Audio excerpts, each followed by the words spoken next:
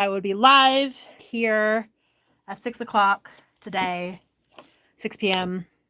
Pacific time, 9 p.m. Eastern, to hang out and chat.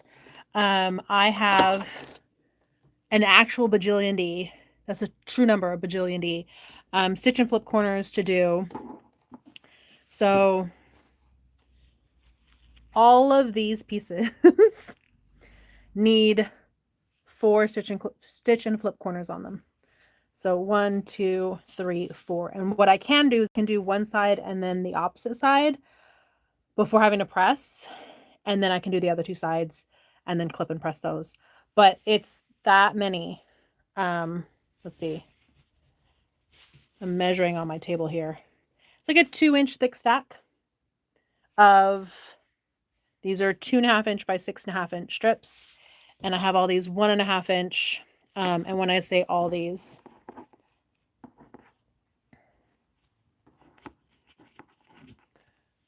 I'm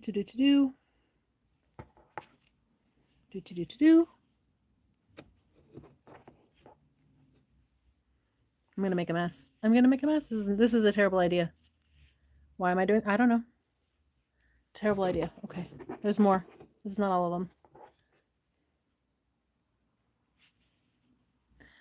This many little 1.5 inch squares. Okay, I was gonna try to measure it on the table. We're not gonna do that. So I have a bajillion D stitch and flip corners.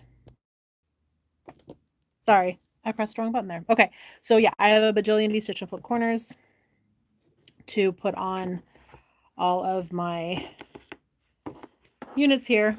So we're going to go ahead and get started and then we can chat. So hi, Debbie. Welcome, welcome. And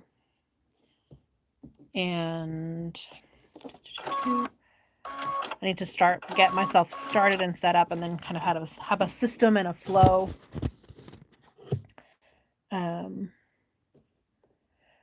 Betty, I thought I'd missed you live, but then remembered we're in different time zones. Yay! We are in different, well, we are today. So last week I think I ended up being in all the time zones because we flew from California through Dallas into Nashville and then drove over to by Louisville.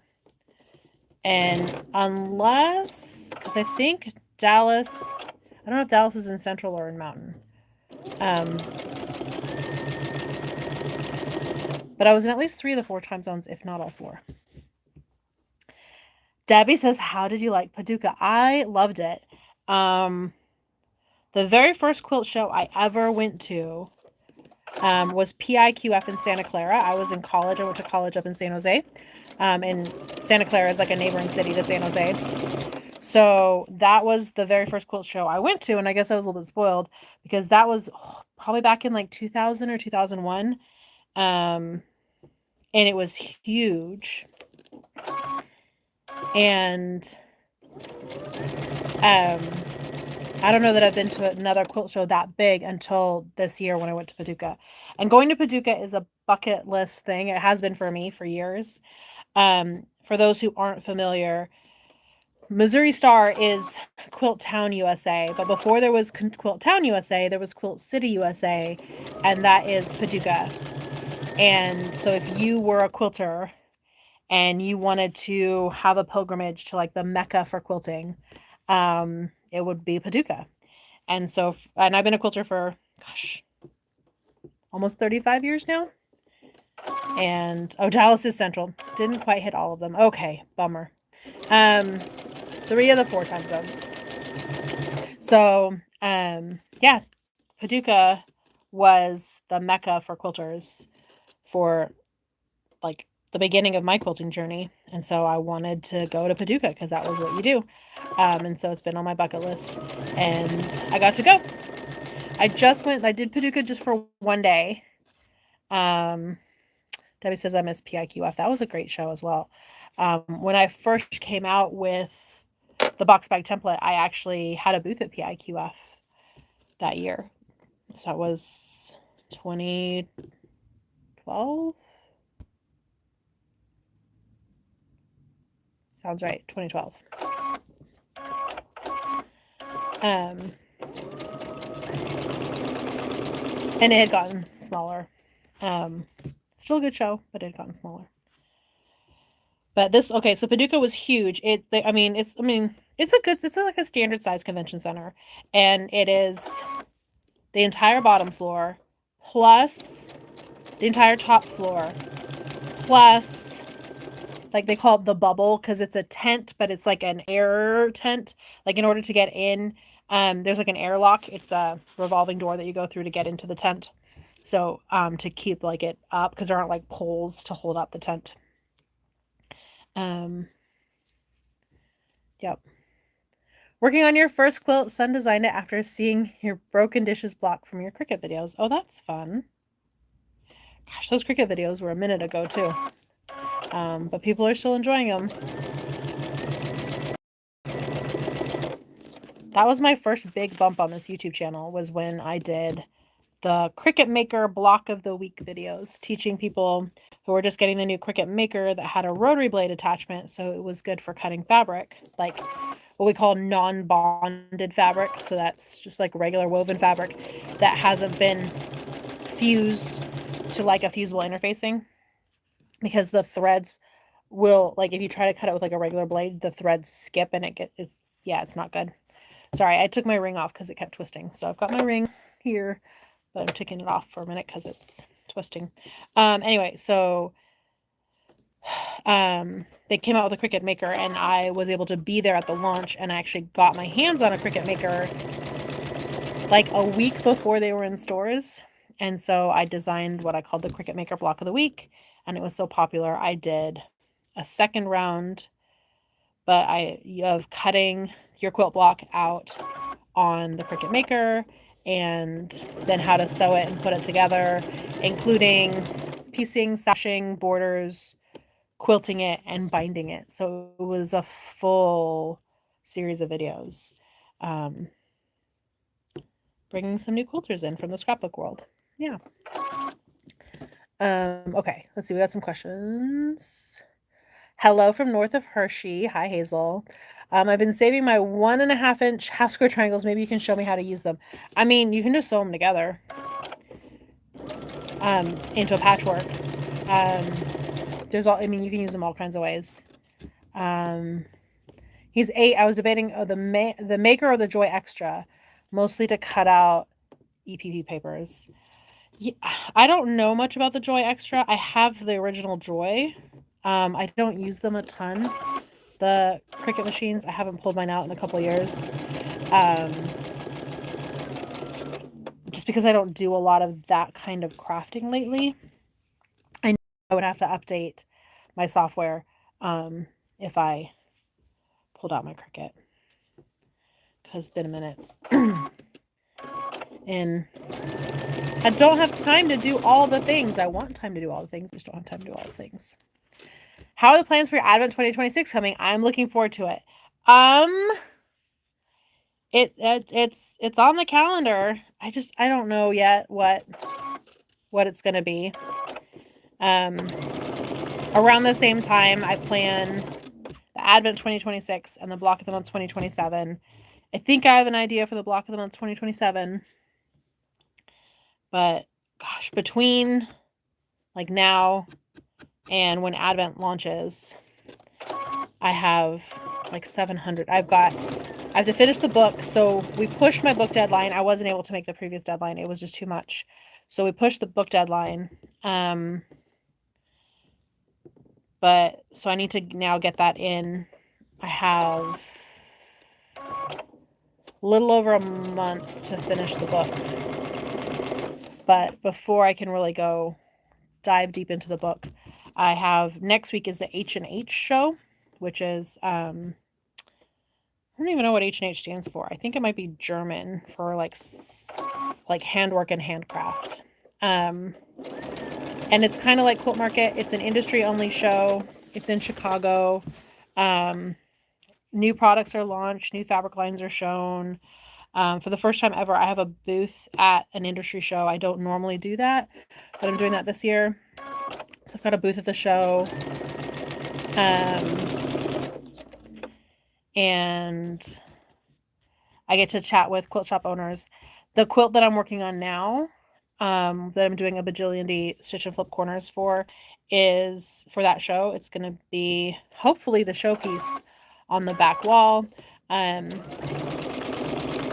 doing it is these 6-inch blocks, and in the corners of each 6-inch block, well, so one of these is between each 6-inch block, but all of the corners will have a stitch and flip corner of this fabric, and then this right here. And so these will be stars between all of these blocks.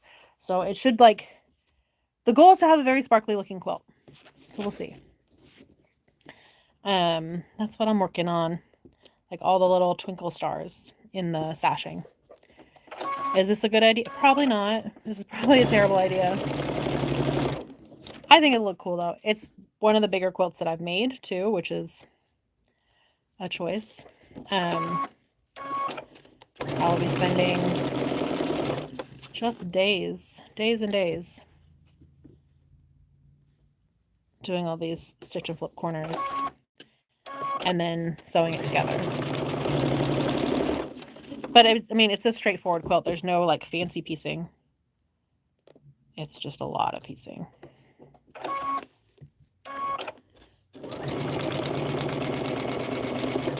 So there's, I think 64, 68 stars, if I remember right, with all the stars that I'm doing. Hazel says, you doing sparkles? I'm shocked. I know, right? I just want it like to have all the little, like, I mean, doesn't this look like a sparkle fabric? This is one of my favorite fabrics. It is Seed of Roses by Caterina Roccella. I don't even know if you can get it anymore, but I have like, I think 2 or 3 bolts of it here. I used it for my very first block of the month that I did. I think it might have been like 2024. Maybe 2023. So 2022. This is the 2026, which is Apple Cider Stars. Last year was the blue one. The year before that was the one that I did in front of the museum. And the year before that, I think, was the first one. So 26, 25, 24, 23. So I launched it in 2022, and it's the 2023 block of the month. Had this fabric as like the...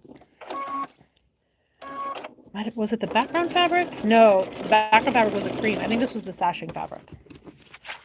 Sashing and border one. Anyway, I love the fabric, so I bought extra. I've used it. It's also it's the background fabric in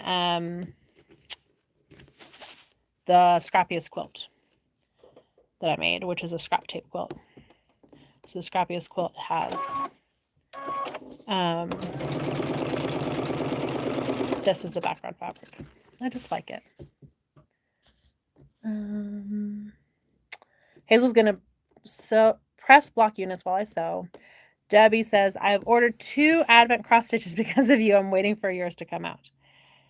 I ordered a bunch of Advent stuff like back in like December and January, and I haven't since. I know I have emails from some folks about other Advents that are coming out. I've been just trying to like tread water with emails. Try to get through as many as I could before we left for Paducah. And then we flew out on Tuesday.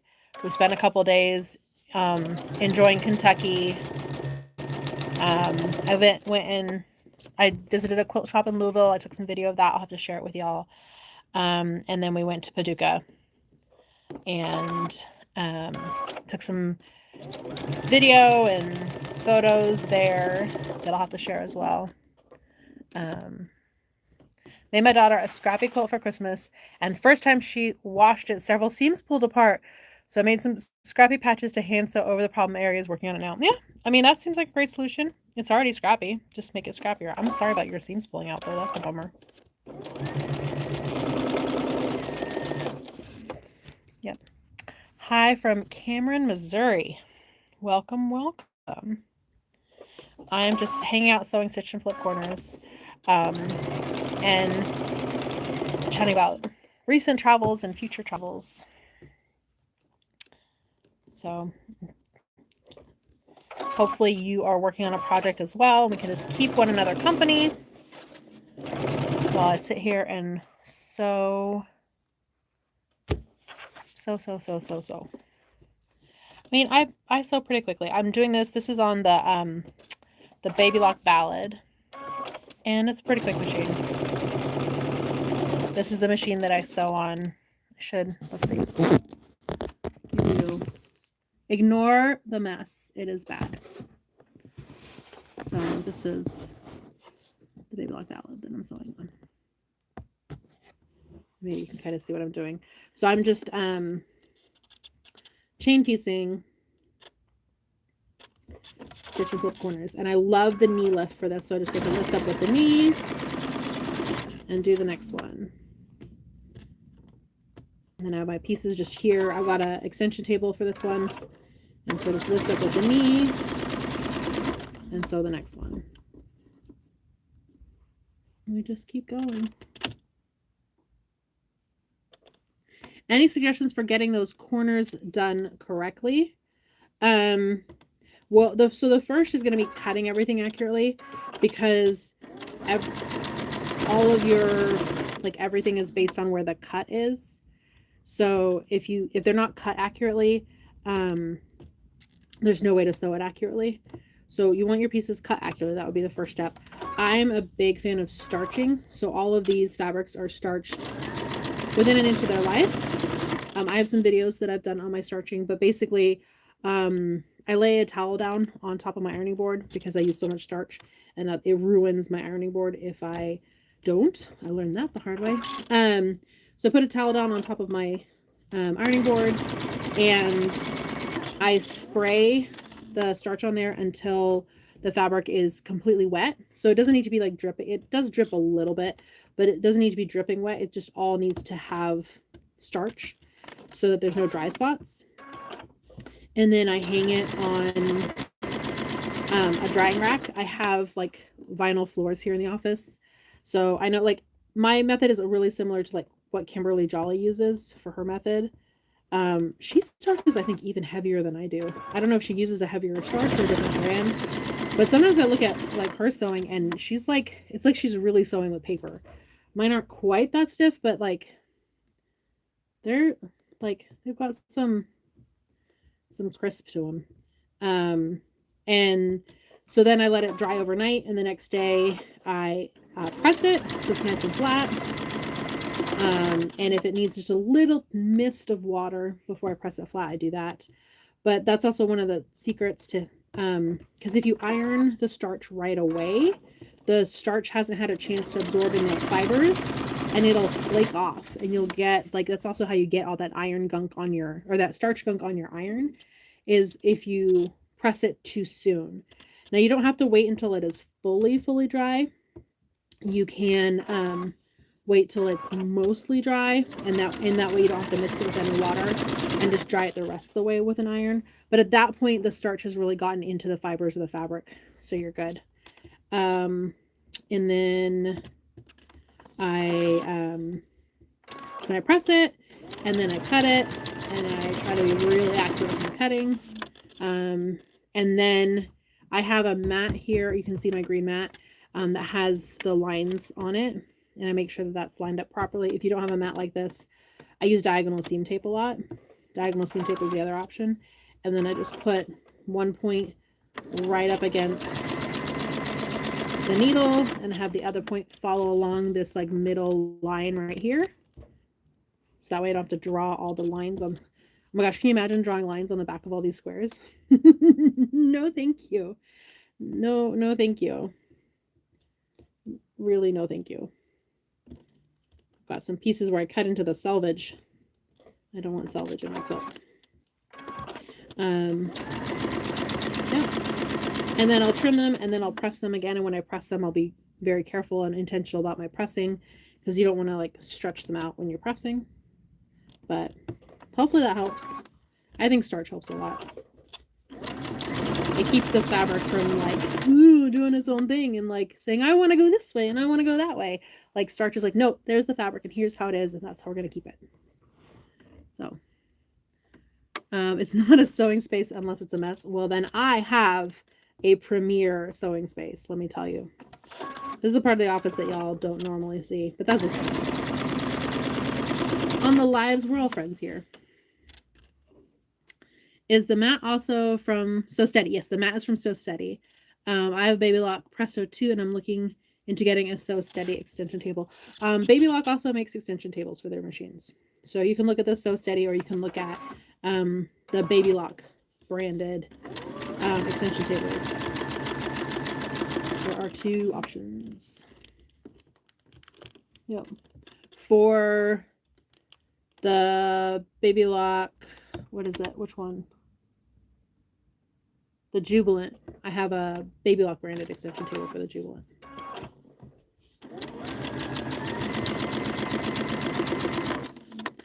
Yep. Good to know. Mine still come out a little wonky. Yeah, I mean, I'd have to like see it and see your process to really like break it down. Some of it could just be experience. Some could also be like, you can see when I'm sewing, like well, you can't when it's all piled up like that. But I'm guiding it a little bit, but I'm not pulling on it or pushing it. And that can also make it, because this stitch is a bias stitch, like it's along the bias. You don't have a bias edge, so it doesn't stretch as much, but it still can. Fabric can still stretch even when it's starched. It's less likely to stretch when it's starched, but it can. And so like I'm just guiding it, but it's just really gentle and I'm not pushing or pulling it off. So that can make a difference. Yeah. Okay, so we were talking about Paducah. So yeah, saw the downstairs, I saw the upstairs, I went over to the bubble and I saw the bubble. And then I went over to Paper Pieces. My friend Jess owns Paper Pieces, and so I got to see her shop. And then we went over to the National Quilt Museum because I was in Paducah, so of course I had to go to the National Quilt Museum. And I got to see that, which was cool. And then we went by Hancock's of Paducah. We got there like just as they closed, but they let me take a little bit of video. So I have a little bit of video of them all like cleaning up the bolts that I took, but like they were not going to let me shop, which was fine. Totally understandable. I get it. That's fair. They were closed.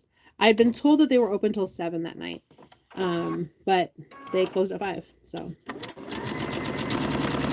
but I'm glad that I was told that they were open till 7, because if I'd been told that they closed at 5, I would have been like, oh, there's not enough time. Like, I don't like bothering employees and trying to be like, oh, let me in. Like, I was able to get in because they were just closing, but and they were lovely. The employees were lovely. They let me shop, or not shop. I did not shop. They let me record real quick and just walk around. I just did like a quick little loop of like not even deep into the store either. So I got the essence of Hancock's. If any of y'all are in California and you've been to M&L Fabrics, it's a similar kind of vibe of just like so much fabric. So much fabric. Yeah. Okay. What brand of starch do you use? Usually just Faultless, like the stuff that comes in a can at the grocery store. Has been what I've used. There's that new Magic brand of starch, like specifically for quilters. I haven't had a chance to do a side-by-side comparison, and I need to, but I have some out here. Since they can be pricey, do you have any recommendations? The Baby Lock ones don't have clear extension tables to be able to use the light underneath for FPP. So I know that the extension table that I have for the Jubilant is not clear. It's a white one. But I think for some of the bigger machines, they do have clear ones, but I don't know for sure. I don't know for sure. Did you run into Mac? Funnily enough, So we spent the first couple days on the eastern side of Kentucky, and then we drove over to the western side of Kentucky where Paducah is for the show, and we were at the show on Friday. And it's a 3-hour drive from like the Louisville area where we were to Paducah. But you cross a time zone because there's a time zone down the middle of Kentucky. So we got there a little less than 2 hours after we left because we got the benefit of the time zone. So we got there a little after 10, I think, and then we still had to, by the time we parked and got our tickets and went to the bathroom and walked in. So yeah, we and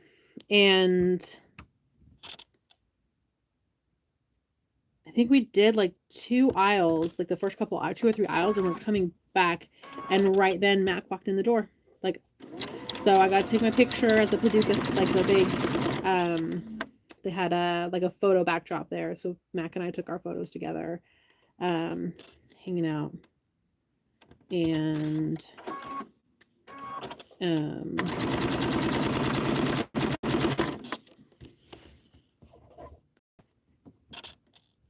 yeah.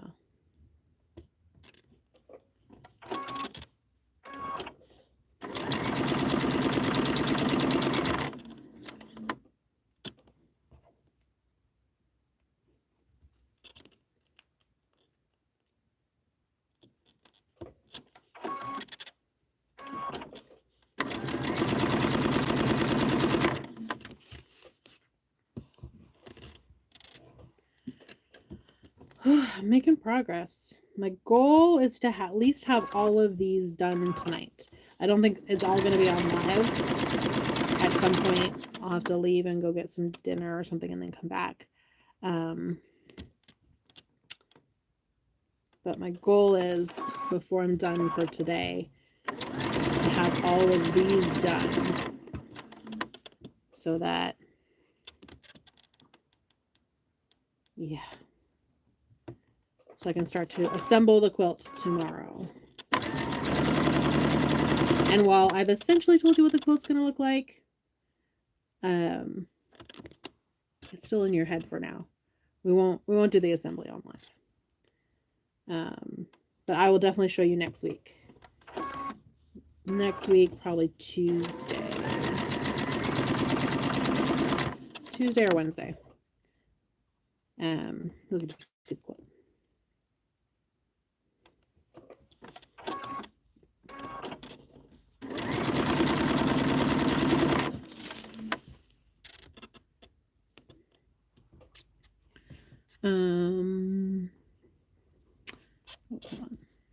Oh, there's more questions. Sorry. Baby Lock Allegro, love it, but also have fun piecing on the smaller machine in the living room watching TV. Agree. Did I really make a real live? Well, L Lab 1987. Clearly you did, because I wouldn't have known to say that ahead of time. So you made it. You made it to a real live. Did I actually announce that I was doing a live on a non-December day and plan it ahead of time and then actually do it? Although I've never like announced it that I was going to do it and then not done it. That's I haven't done that. But that's because I don't announce them, because I don't generally know that I'm going to have like this block of time. But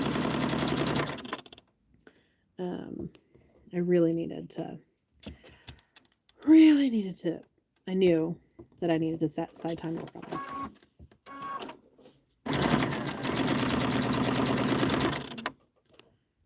So much to get done. And it doesn't do itself. It does not. It does not. Lisa says, hello, lovelies. Hello, Lisa. Just getting to my sign on hello from Stormy, Texas. Stormy, Texas? That's not good.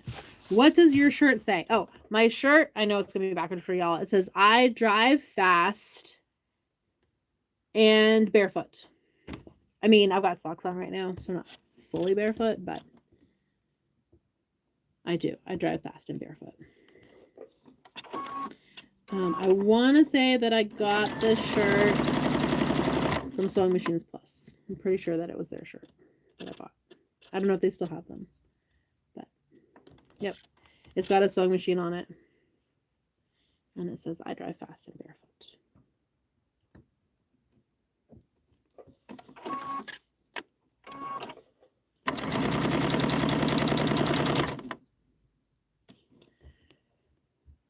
Oh, this is really going to take forever. I think I'm almost at 2/3. I don't remember how much I grabbed off the first stack the first time. But my goal for at least this live was to get through sewing both sides on. Because I have to sew one side on, and then I have to thread cut them apart. Then I have to sew the other side on, and then thread cut them apart. And then I have to trim off all of the extra fabric.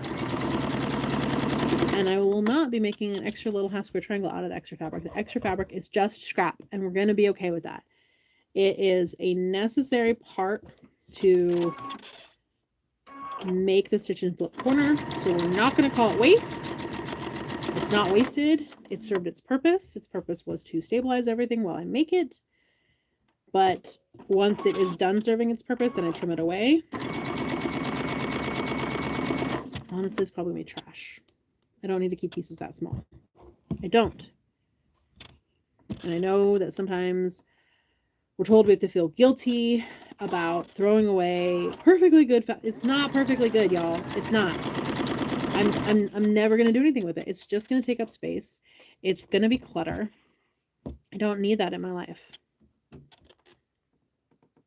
going to let it go. It's Marie Kondo, right? I'm going to thank it for having served its purpose. And then I'm going to let it go.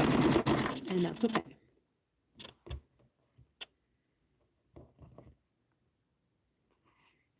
Cynthia, you're not late to the party. We're just hanging out. I am making a bajillion D, which is an actual scientific number, stitch and flip corners to make what hopefully will look like a very sparkly quilt with all these little star sashings. That's the goal. And when you see it, hopefully, when you hopefully see it next week, hopefully all finished, hopefully it'll look like I want it to, and you'll get it. And you'll be like, oh, okay. Okay. Now we know. Now we know why she was making a ridiculously large. By the way, this quilt, when it's finished, is supposed to be like 8 feet by 8 feet. It's a big quilt.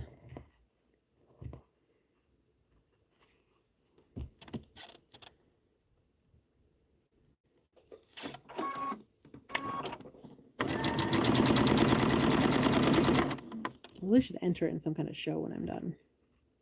That'll be fun.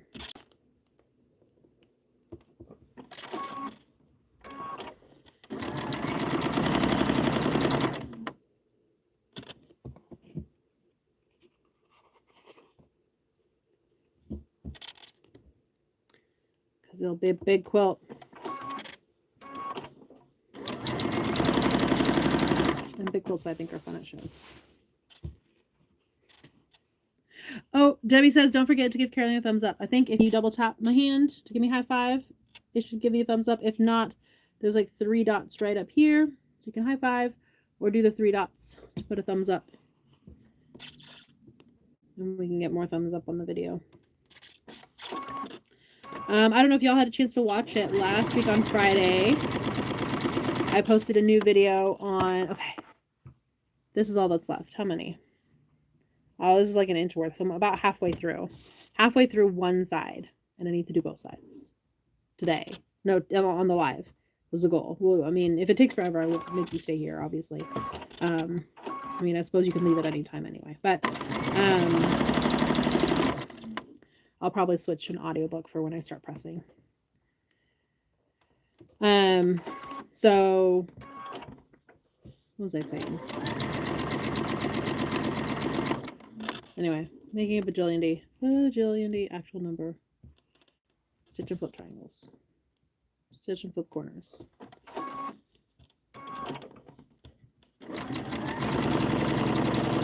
My knee is going to get the best workout with this knee left.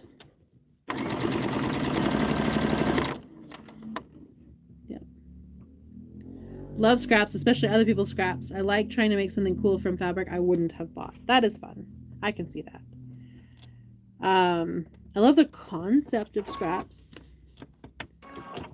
And one day when I grow up and get to retire, I mean, I love running a quilty business. I really do. But one day I will step back significantly in some way from the quilty business and have other people run it. And at that point, I want to go and just make quilts for fun. Make them for fun, make them for charity, make them to enter into quilt shows and be a competition quilter. I saw, what was her? It's Jane, starts with an S, I think, her last name. She was one of the featured artists at the National Quilt Museum in Paducah, Kentucky. Her stuff, y'all, was so good. I got to meet her too. She was there, which was really cool, because often, like, you're looking at someone's stuff and you're admiring it, but then she was actually there, and I got to take a picture with her. Sassman, maybe Jane Sassman, that might be right. Her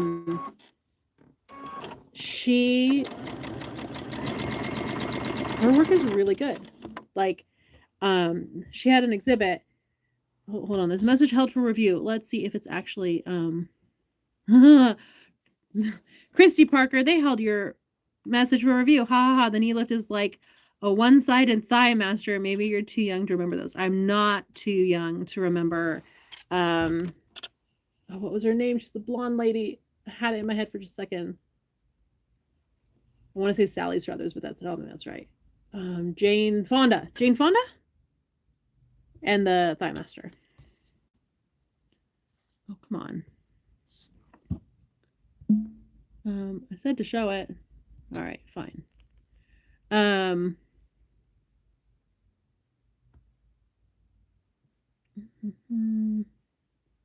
Yes, goals to one day get to just, well, anyway, her stuff. So she had 26 quilts, and every single one had an alphabet theme, and they were like wildly different. A lot of them also had sheep, not all of them, but a lot of them also had sheep, but they were wildly different, and different kinds of alphabets, and like a different approach to the alphabet. And some, like, the alphabet was like the clear focus of the quilt, and some like were like just really fun quilts that also had an alphabet in there. So she did 26 alphabet quilts, and I was just looking at these incredible quilts. And a friend of mine, Cassandra Beaver, was there, who she got an honorable mention. She had a quilt in the show that had an honorable mention, so go Cassandra. And I was just looking at her stuff, and I was like, man, her ADHD is just a different brand than my ADHD. I don't know that I could do 26 quilts about the alphabet that, like, had, like, I think I would, I don't know. I mean, clearly it's stunning and incredible, and she did an amazing job, but like, the focus to, like, I mean, after the 12th one, and you go, oh, I'm going to do 26 of these, they got 14 more. But they were all very different. And some were double-sided quilts. And like, it also looked like, I mean, she's like a prolific quilter. I don't know the time span that she did all these quilts.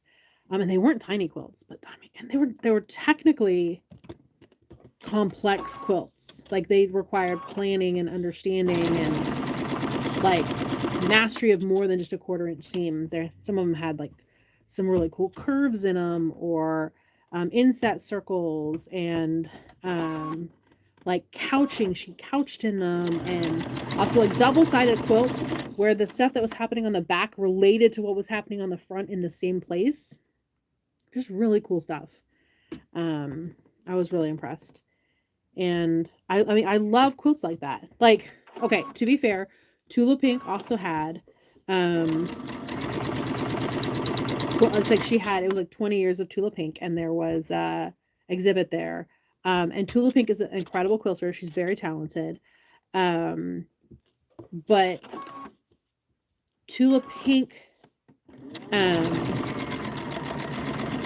she's making quilts. The purpose of the quilt is to like show off the fabric. When you're a fabric designer, like that's your job, is to sell fabric.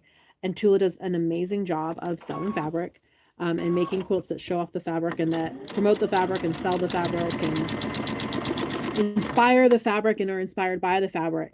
And so that's just a different kind of quilt than Jane's quilts. Jane, her quilts were like, they were complex. Like, most of us would never want to make one of Jane's quilts. And I don't think that Jane like offers patterns of her quilts. It's not that kind of quilt. It's just, and I mean, the quilts were art, but I wouldn't call them art quilts. Anyway. Suzanne Summers, that was a thigh master. There we go. Suzanne Summers. Another message held for review. Auntie L says Suzanne Summers. They don't like thigh, apparently. Inspired by Faith is here. Hi, everyone. Hi. Debbie says, love her quilts. She makes it so you want the fabric. Yeah. And I mean, that's a skill, and Tula does that really well. And Jane's quilts were, like, you definitely got like the joy that she had in making them and in figuring them out, and in like the details and the artistry. Like one of the quilts I was looking at, she made these like 1/4-inch channels, and then she went through and she like threaded yarn into the 1/4-inch channels to be able to make them like puff up like they were couched. Like, why would the quilt have been a great quilt without that? I mean, probably. It was a great quilt, but like just all the details of, and I don't know, there are very few people in the world that I love enough to spend that much time, energy, and focus in making a quilt. And honestly, there are very few people in the world who would appreciate a quilt that was done like that, because a quilt like that, like, it's not a bed quilt. It's not a snuggle quilt. Like, I make a lot of snuggle quilts. This is a quilt that you can snuggle with. But, anyway. I love Luana Rubin's art quilts. Not my idea of fun to make, but love looking. Yeah. And I think that has value. Like, I would never want to make this quilt. I mean, some of Jane's, like, she inspires me to want to go make some competition quilts. But there are other quilts that it's like, I can appreciate this quilt and also have no interest in ever making this quilt. Yep. And I can appreciate the talent and the techniques and the artistry, and the craftsmanship that went into making this quilt, but I don't want to make it. And that's okay. It wasn't designed for me to make it. It was designed for me to like look at it and enjoy it and appreciate it, and hopefully for the maker to enjoy the process of making it, and possibly to like stretch their skill set and as they make it. Anyway.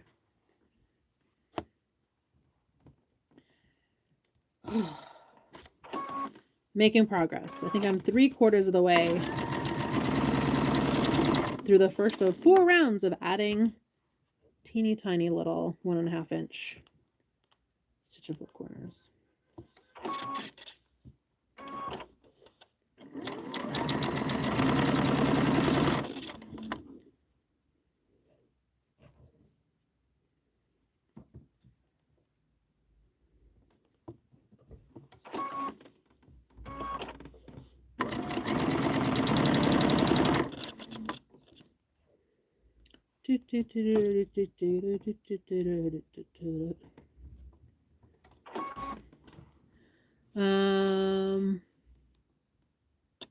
Diane says she's from Las Vegas. I'm in San Diego. I lived in Las Vegas for years, so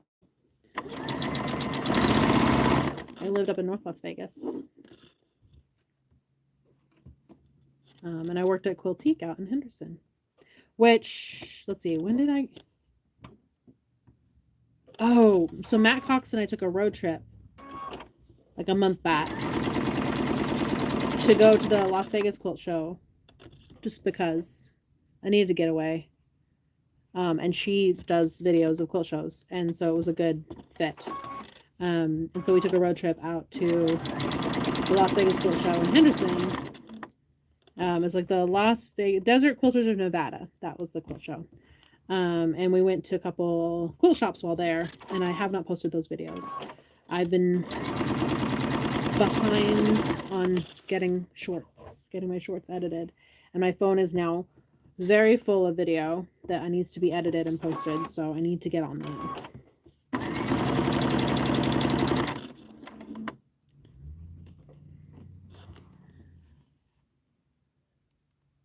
Hello. Some of us make quilts for museums, and some of us make quilts for the bed, dog, kid, etc. Yeah, and I think, some people do both, and that's also okay. And I think, I know that that's one of the things that I love about quilting is that quilting can be what we need it to be, right? You can say, I am only going to quilt with scraps and make scrappy quilts, and you can say, I only want to quilt with yardage, or I only want to quilt with pre-cuts. And all of those are valid. You're allowed to do any of those as long as you pay for the fabric. That's the only thing. Or you can get it for free, but no stealing fabric. That's the one. But yeah, however you want to make your quilts, and that's how you enjoy quilting, I think those are all good.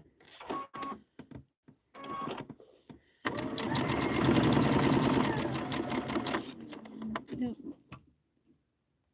Oh, Auntie Elle says she's in Henderson. Yep. Quiltica's off of Stephanie, and is it the 215? Right over there. Sunset and Stephanie, that area. What are you making? I am working on a quilt that needs to go in my booth next week. So next week I'll be in Chicago at H&H, which is a industry trade show for the creative industries. So there will be lots of fabric companies and quilt companies there. So AccuQuilt is not a fabric company, but they're a quilt company, and they will be there. My publisher, not a fabric company, but they make quilting books, so they'll be there. And so fabric, and then also yarn, some cross stitch. Last year there were some beading companies that were there. So creative companies are there, and they're showing their latest stuff that they have. And shop owners come to the show to decide what they're going to carry in their shop for all of us to purchase and all of you to purchase. So this is my first time having a booth there. Normally, last year I did a part of a wall where I showed my stuff. This year I decided to just jump in and do a booth. I have some new stuff coming out. And so this quilt is going to be the back wall of my booth. And then I have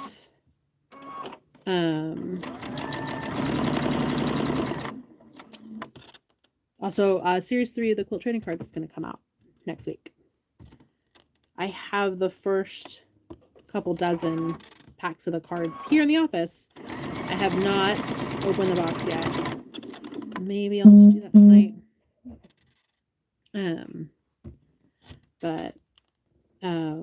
So series 3 of the quilt trading cards will come out. I have some other new stuff new stuff that's going to come out. I'm keeping it secret until next week when it officially launches. So, yeah. Oh my goodness. Let's see. Hello from Montana. Quiltica is about 2 miles away from my house. Nice. Hello from Washington. That chain is going to be over a mile long, right? It is really long. Amy asks, have you ever done an intricate quilt, meaning lots of detail in it?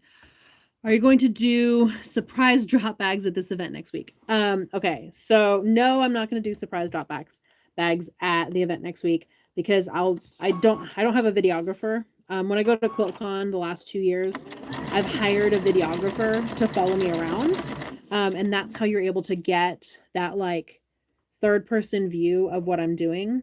And so I would have to like do the drops and film it at the same time, or I'd have to go hire a videographer, and I have not, because most of my day will be spent standing in my booth having conversations with shops, hopefully, about my products and introducing them to my stuff if they're not familiar with it, and hopefully encouraging them to carry it in their shops, because that's how I get to make money, is by shops carrying my stuff, and then y'all buying my stuff from the shops, and then the shops ordering more of the stuff for more people. Yeah, so I will be spending most of my time just standing in the booth having conversations. I do have some fun stuff for shops who come, and I haven't announced any of that yet. But for shops who stop by the booth, I have a fun little takeaway for them. So I would hope that they would come by and have some fun with that. And I'll be very busy with that as well. So having conversations and yeah, it's going to be busy. It's 3 days. It's Wednesday, Thursday, Friday. So I fly out Monday. I set up on Tuesday. I'll see if I can go live. If I get it all set up on Tuesday, I will go live Tuesday evening to give y'all sneak peeks here of the new stuffs.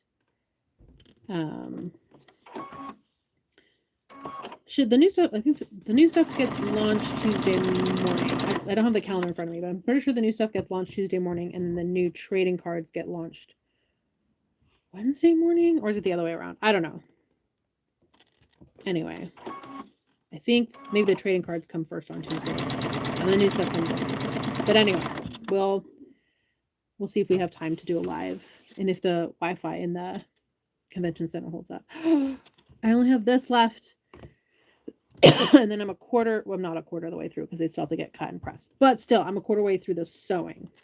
We'll take it. Thank you for keeping me company. It always goes faster when you have friends to chat with while you're working. Oh, and have you ever done, sorry, Amy also asked, have you ever done an intricate quilt, meaning lots of detail in it? I'm trying to think. I've done some very intricately machine quilted quilts. I am, like, if I'm allowed to toot my own horn for a second, I am an accomplished free motion quilter here. It's not a great example, and I haven't shown this anywhere yet, so you didn't see this. I'm working on this quote series, and this one isn't quite done yet. But hold on. Like, I free motion quilted this on the domestic machine, just on the machine that I'm sewing on right now. I free motion quilted this. So, I mean, I have some skills at the sewing machine other than straight stitching like I'm doing right now. So I've done some really intricately detailed free motion quilting on quilts. But most of my quilting it's practical quilts. It's like the quilts that we want to make like 7 of. Grandma Toby found the live. Yay. Are you and Matt going to get into shenanigans at H&H? It's not the plan. I mean, we usually get into some kind of shenanigans when we hang out. And I hope Mac will be on live, because she goes on live at H&H and she walks around. So I hope Mac will on live come hang out with me. If you don't know, so Matt Cox is a fellow YouTuber and friend of mine. If you're not following her channel, you should go find her channel, Matt Cox. Sorry, MA Couture Crafting. And she was at Paducah as well. She spent many more days at Paducah than I did. I think she was there a full 3 days, and I was there just 1. So she does a lot of like lives at shows, and I hope she'll come by the booth and come do a live with my booth. That would be much appreciated.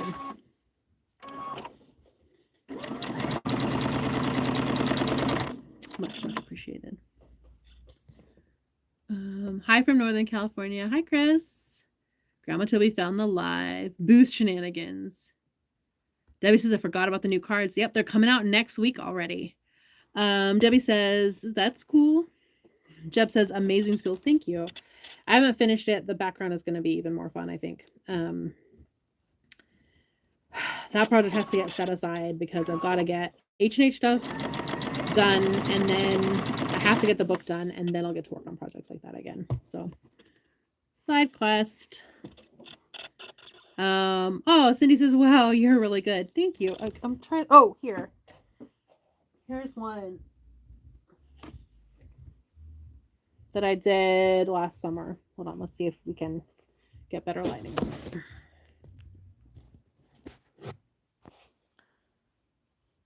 So I did this like late one night before heading to Holland. I did like a wood grain look in the brown, and then I did swirls and different kinds of swirls in the background, and then I did pebbles like stones. Oh, and then just for fun, I did some little like scallops up here. And then this was just, it was done free motion, but like kind of like straight line-ish. So there's a little bit of, that one was done fairly quickly.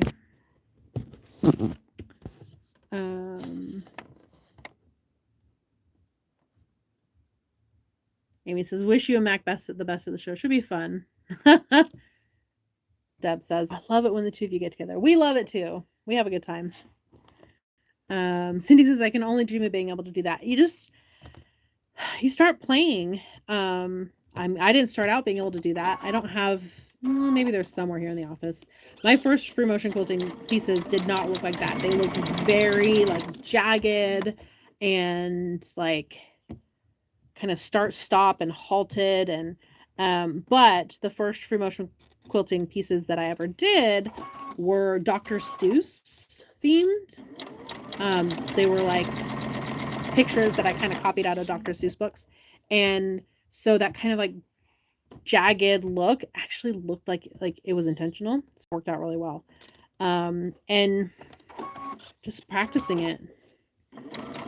Most people don't start out super smooth. Like when I teach, and I don't really have time to teach it anymore, but when I teach free motion quilting, I bring the samples of my first feathers that I ever did for motion quilting, because I don't like people comparing their beginning to my middle.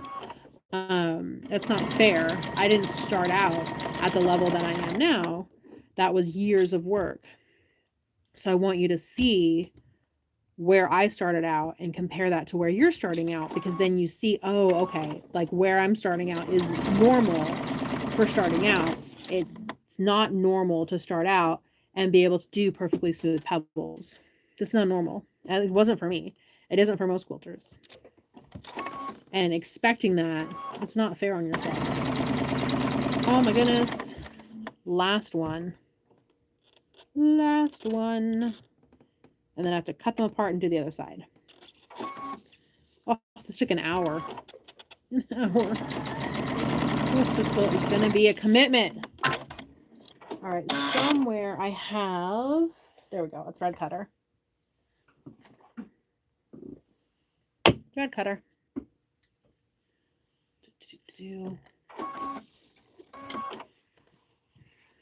Nana says, I love all the texture and free motion. Thank you. I like really dense free motion.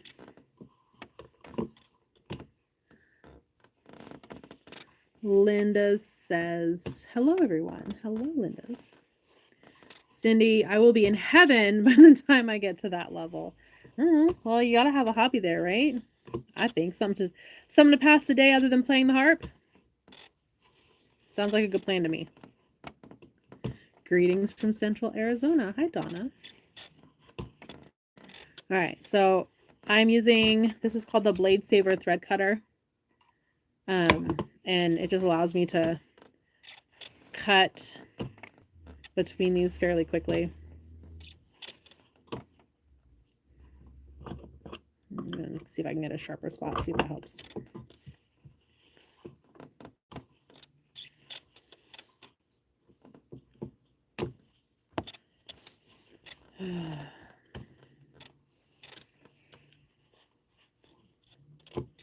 I'm a terrible harp player, so free motion sounds like a plan. I've never tried a harp, so I would guess that I would not be great at it since I've never done it. And I would need practice.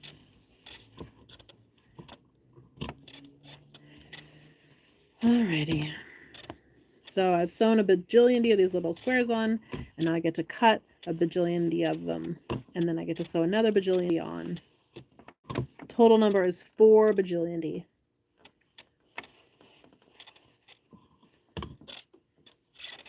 Yeah, the Blade Saver thread cutter. I have this one in blue, and then I have a pink one somewhere as well. I might have a teal one too. I know I have at least 2.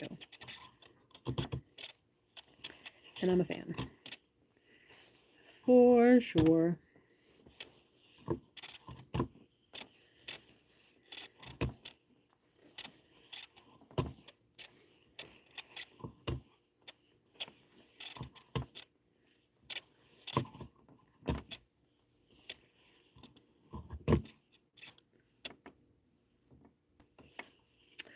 All right. Any other questions about Paducah? About things that I can't tell you, because I won't tell you. About things that I can tell you, because I'm happy to share.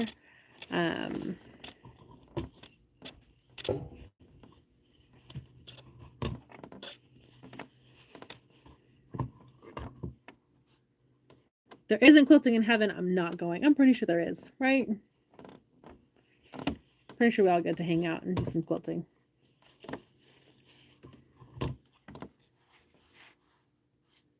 All right, I don't love that. Set that one aside.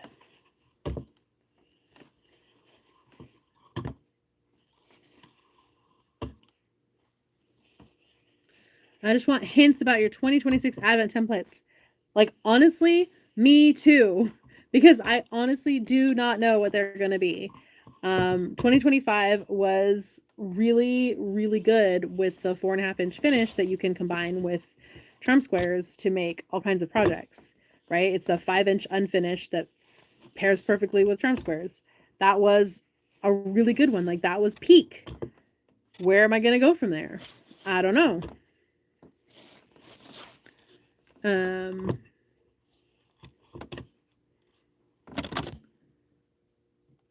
Christy's gonna go to bed. Sweet dreams, Christy. It is late. I know. So I started this at 6, which was 9 your time, so it's now 10 your time. Yeah. Are you going to do next year's block of the month like this year's? Just curious. I am planning that next year's block of the month will be kind of like an asymmetrical look like this year's was, not like 12 blocks in sashing. We did 3 years of 12 blocks in sashing. That was fun. Now we're doing some more like different size blocks. Also, like past years Advent or block of the month calendars were 12-inch finished quilt blocks. And so every year I would design 12-inch finished quilt blocks. But now I design the blocks for the quilt trading cards. So every so often I'm designing 9 12-inch finished quilt blocks.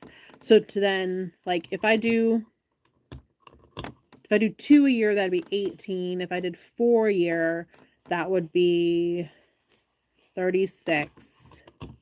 So if I'm doing 4 a year, then I'm already doing 36 12-inch finished quilt blocks. I don't want to do another 12, making 48 for the block of the month calendar. I want to do something different. My brain likes doing different things. So yes.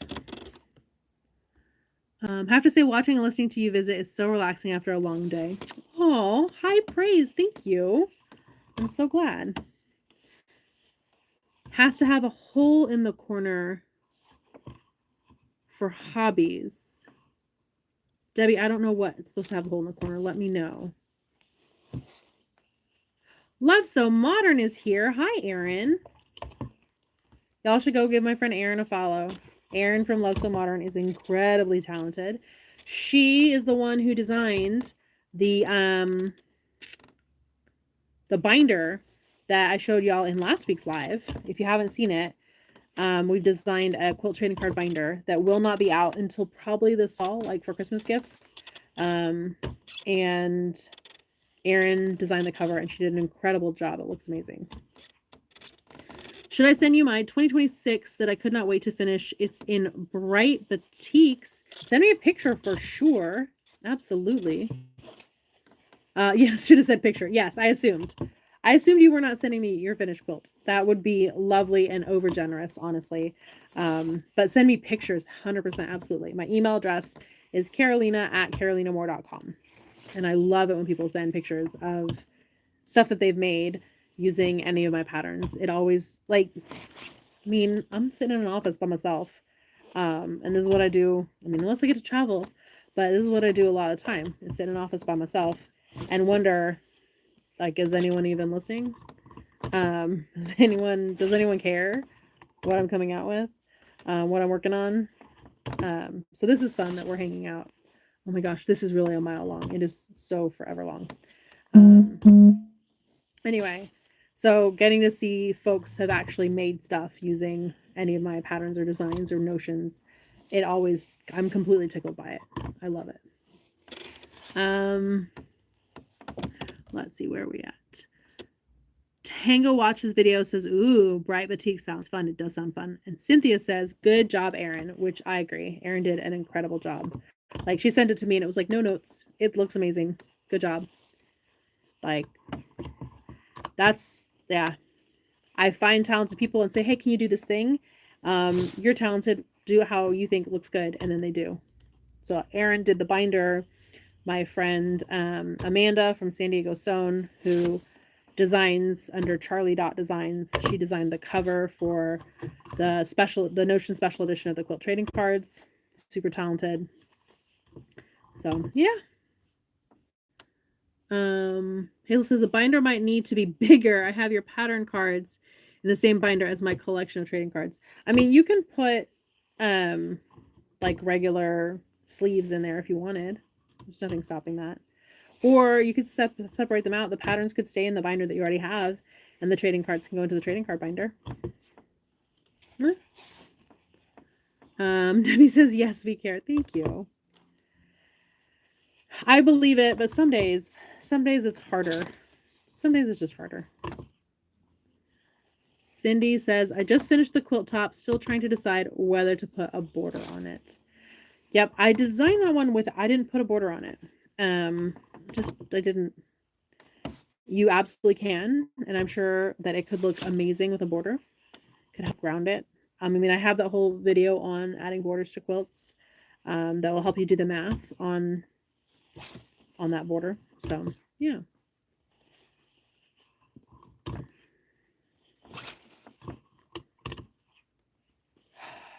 feel like I've been cutting all day long.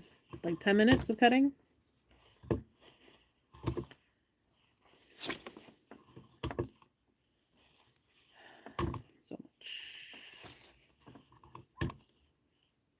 So much.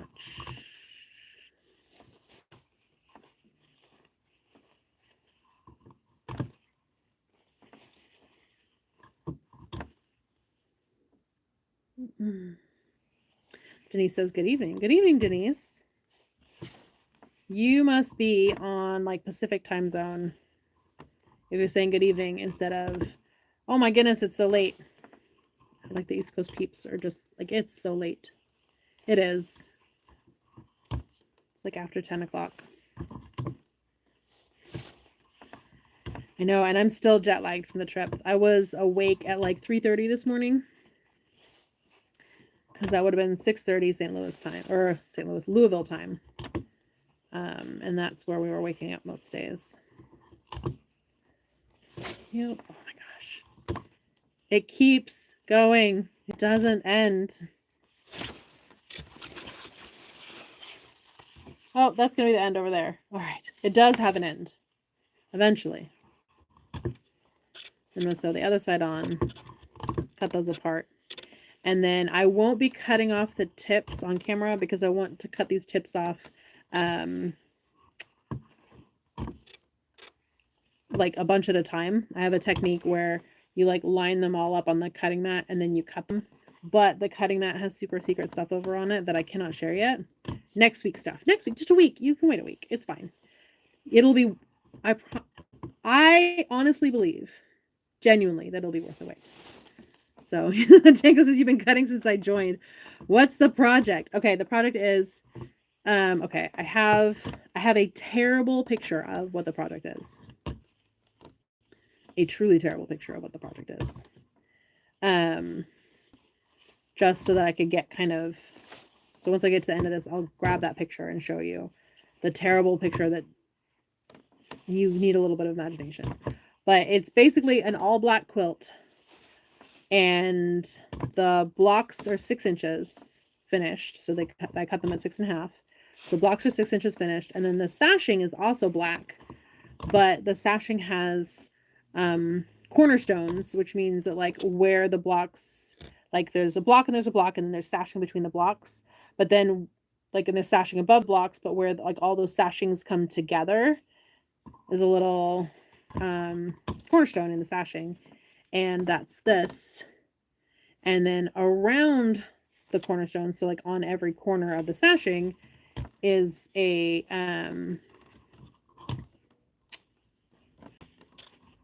little triangle, and so all the triangles together around the cornerstone makes star sashing. So the like in the sashing is stars. So star sashing. And my picture does not show the star sashing.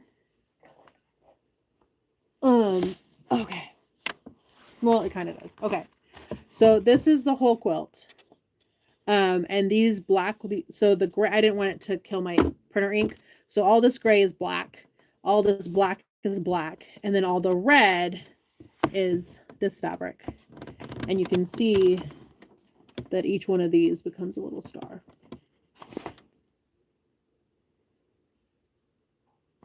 So, but I did not draw them all as stars. But each one of these becomes, yeah, a little star. There we go. So, and it's a big quilt. It's like 8 foot by 8 foot when it's finished. I may be reevaluating that. I may be pulling some blocks out and making it more like 6 foot by 6 foot, because 8 foot by 8 foot. I'm concerned with how heavy and big this quilt is going to be. So I may make it smaller, because it doesn't need to go to the floor. I'm also worried because I've told that the wall is 8 foot tall, so I kind of want it to be like the whole wall, but also like if it ends up being like 7 foot 10 inches, then my quilt's gonna be hanging on the floor by 2 inches, and I don't want that. So yeah, I'm going to, I think I will end up making it a little smaller, just to be safe. Okay. All right, so now I've done the corner on one side, and it's going to go like this, and there will be a corner on this other side, but I have to trim this away and press this before I can do the corner on the other side. And but I can do this corner on this side, or I could do this corner on this side. Either way, I'm just going to do the opposite corner, and then I'll be able to trim all these, press all these, press all these. I'll actually trim, press, and then I'll be able to do the other sides. So I'm going to work on these corners. More tiny squares. All right, there's been some comments. Let me come back into comments. Almost there. No. Have you started to order advent calendars for this year's box opening, and how many are you doing this year? I'll probably do the same number as last year, and because we did our max, as many as we can make last year. I don't see us ever being in a position where we make more than that. It was a lot. And so the stuff that my advent is different than most people's advent. Most shops that have an advent, they're like looking for unique items to put in their advent. So like they might put quilt trading cards in their advent, or they might put new product that I can't name yet that launches next week in their advent. I hope they do. It would be really cool. It would be good to put in their advent. Sorry. Anyway, so these are things that they might put in their advent. Mine is the whole advent is you make a mini quilt, and it has all the components for the mini quilt. So the things that I order is I order envelopes, I order the patterns that I design the patterns, and then I order those. I order the acrylic templates and I have them custom made. And that all starts happening in like July, August. So I need to get through H&H. I need to get through finishing the book. I need to get through my oldest graduating from high school. And then my mom also turns 80 this summer. And we're doing a big family reunion for her 80th birthday. So I have a lot of things that I'm balancing. And most of that stuff, like the prototypes I order earlier and the patterns can get designed earlier. And the videos, I start making those in like August. But the ordering of stuff starts happening in like September. So it's really in September that all that stuff gets ordered. Because it doesn't make sense for me to spend all the money on that stuff just to have it in my way here in the office. Because I'm bursting at the seams of this office. So it doesn't make sense for me to order it just to have it sitting around and having spent that money when I can spend the money later. So, yeah. Such restraint must be manifested when a new project is exciting, but the time to share is in the future. It is. It's time to share is soon. I had a similar project idea, black background, sashing with bright blocks, easier than cornerstones since I'm still an early quilter, but I love the black background ideas. It will all make sense next week when I share it. I promise. When you see the whole quilt put together, you'll say, oh, yes. And hopefully, like, you'll see, like, what that sparkle, like, little twinkling, sparkling, like, it should, yeah, with all the star sashing. I like that. Just don't make it wide, just long. I think I just want to do a square because it's so the wall is like 10 foot wide by 8 foot tall, but sometimes those they're not as perfect as they say that they're going to be. Like they say it's going to be 10 foot wide by 8 foot tall, but it ends up being like 9.5 foot wide by 7.5 foot tall. Like, and I don't want to get stuck. And I'm okay with it being like 2 feet off the ground because there's going to be a table in front that'll cover the bottom anyway. So, all right. Actually, 1, 2, 3, 4, 5, 6, 7, 8, 9. Hold on. If I go make this smaller, let me look at my. Do I have a pen over here? Of course not. Why would I have a pen over here? Because I can sew fewer of these now already. All right, there should be a pen over here somewhere. Yep, pens. Okay.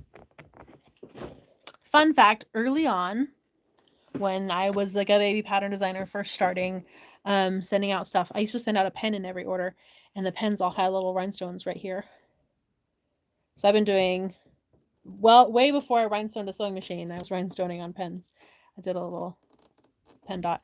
So some people have these pens from way back in the day. Okay, so if I make it, okay, that'd be 8 inches smaller. So I can make it 8 inches smaller. Make it 16 inches smaller. Let's go 16 inches smaller. Which is like 1.5 feet. Yeah, okay. So 1, 2, 3, 4, 5, 6, 7, 8, 9, 10, 11, 12, 13, 14, 15, 16, 17, 18, 19, 20, 21, 22, 23, 24, 25, 26, 27, 28, 29, 30, 31, 32. So just went around and I crossed out 32 of these. It makes it smaller. That's okay. Won't be quite, it'll be fine. It's gonna be a lot less work though. So I can take these out already. 1, 2, 3, 4, 5, 6, 7, 8, 9, 10, 11, 12, 13, 14, 15, 16, 17, 18, 19, 20, 21, 22, 23, 24, 25, 26, 27, 28, 29, 30, 31, 32. Okay, let me double count these to make sure that I didn't take too many. 1, 2, 3, 4, 5, 6, 7, 8, 9, 10, 11, 12, 13, 14, 15, 16, 17, 18, 19, 20, 21, 22, 23, 24, 25, 26, 27, 28, 29, 30, 31, 32. Okay. So it'll be, instead of being 8 by 8, it'll be 6.5 by 6.5, which is still a big quilt. That's still like massive. And look at all those that I like basically am all finished with now. Okay, I like this. 6.5 by 6.5, still a big quilt. It's still gonna be really heavy. I think I'm gonna, like, when it's all done, I'm gonna be so thankful that I didn't go bigger. I think that extra 1.5 feet would break me. I really think it would.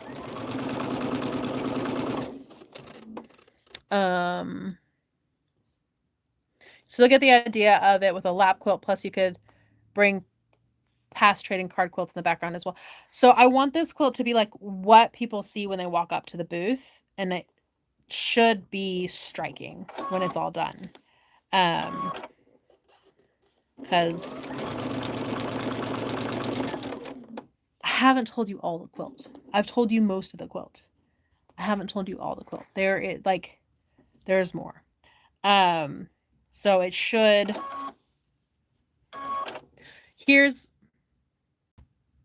I told you that it has a black background, but in order for there to be a background, there is a foreground.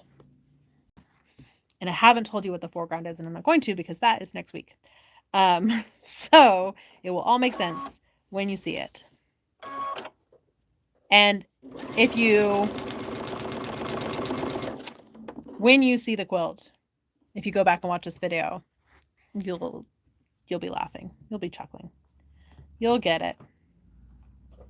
But I think 6.5 will be fine, because that'll be 2.5 feet, or 1.5 feet off the ground. And like, no one's gonna care that it's not all the way to the ground. It was too big. Okay. Because it has to go in a suitcase, and it's gonna be heavy. Plan for the wall as a border. That makes sense. I mean, so the wall itself is actually a curtain. It's like when you go to a quilt show and it's called pipe and drape. So it'll just be like I have to hang it from the pipe at the top, just like it was at a quilt show. So it will have a sleeve. Because like as big as this is and as much fabric as is in it, because like the smaller blocks you have, the more seams there are to put all those blocks together. So there's more fabric in it, and that makes it heavier. And then also my foreground that I'm adding is, again, more weight to it. So it's going to be a heavy quilt. And it still has to go in a suitcase to get, yeah.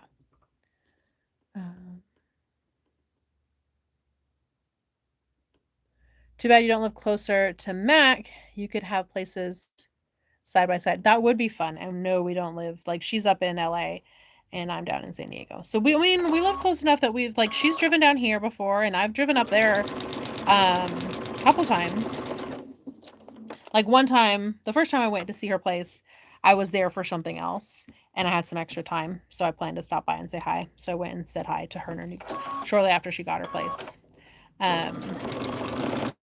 And then the last time I went up there was because I was picking her up because we were going out to Vegas. Started as a drawer drawer slash painter, so color is important to me. Yeah, colors. So the curtain will be black that it's on. Um,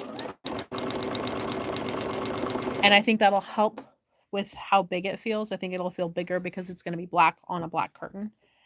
And I think I'll be okay with it at 6.5 feet rather than 8 feet. I'm also gonna have to store this monstrosity somewhere.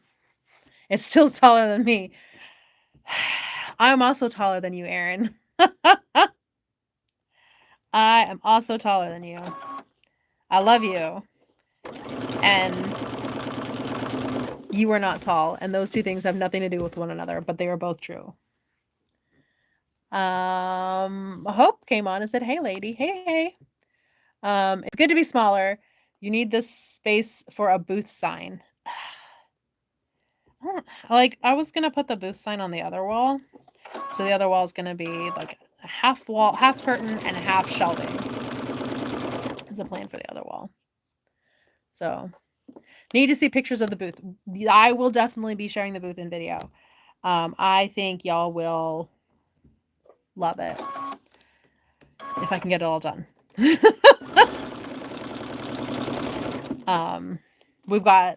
I've got fun activities in the booth. I'm going to be bringing a couple sewing machines. People can come sew in the booth. I was planning on bringing like the quilted jewelry stuff so that folks could come and sit and sew some quilted jewelry if they just want to come hang out and sew. I have like a little personalized gift for people who come by and want to play that I will personalize for them. And then we have the new stuff, and we have the old stuff as well. The old stuff is still good stuff. There's still lots of good stuff. Maybe you should make that your theme. There's more, but wait, there's more. Yeah, there's always more with Carolina Moore. You should always expect more.com. Glad we helped you not make it bigger. I mean, I guess I could have gone like 8 foot tall by 10 foot wide, but that would feel weird. I feel like a quilt that's wider than it is tall just feels weird. Although this quilt will not, like, it's not directional. I'll put a sleeve on it and that'll decide what the top is. But without the sleeve, they're like, it's the same. What Abel say that was cute? Oh, there's more. Yes. Cynthia says there's always more. Yes. Quilts are the original weighted blankets. Yes.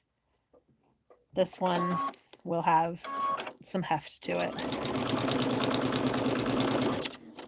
This one will have some heft to it, for sure.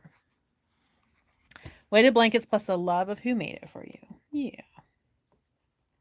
We'll see. I'm also worried about how much space it's going to take in a suitcase because there's so much that I have to take in suitcases already. So if I can get it done earlier, I might see about like 2-day airing, like sending it by 2-day air to the hotel.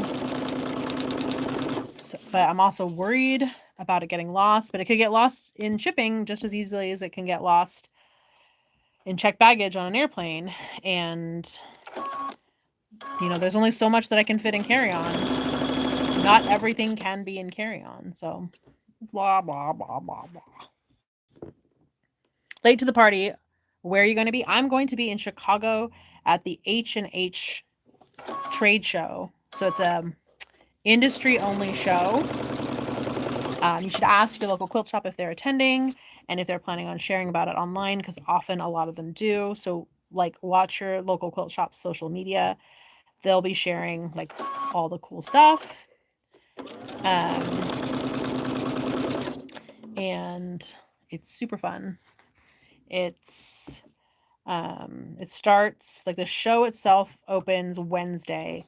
Tuesday is kind of a preview day, and Wednesday morning the show itself opens. The show's Wednesday, Thursday, Friday, and it ends 3 p.m. on Friday.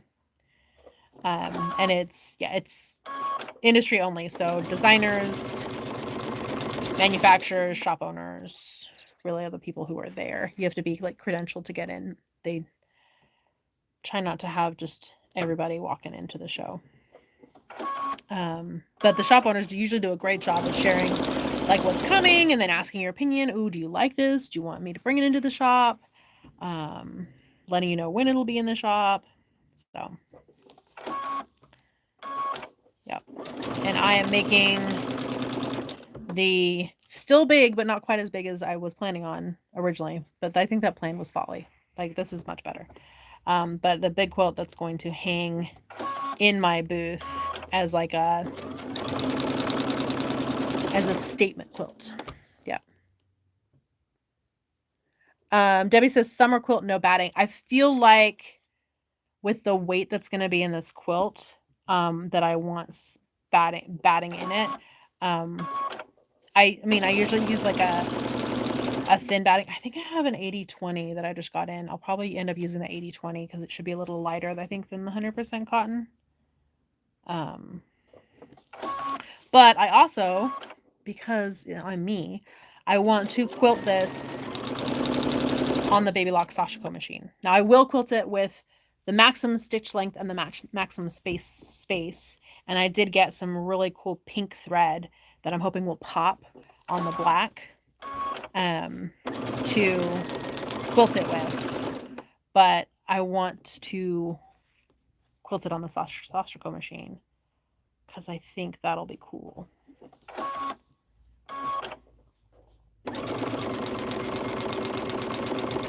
And not at all crazy. Yeah. But in order to quilt it on the Sashiko machine, that means that I have to be able to baste it. And I was worried about where am I going to have an 8-foot space to lay this out to baste it. And I was thinking I was going to have to baste it like in quarters on the table, or like, I don't know, maybe I could move my desk. Trying to baste this is going to be a mess. Like, it just is.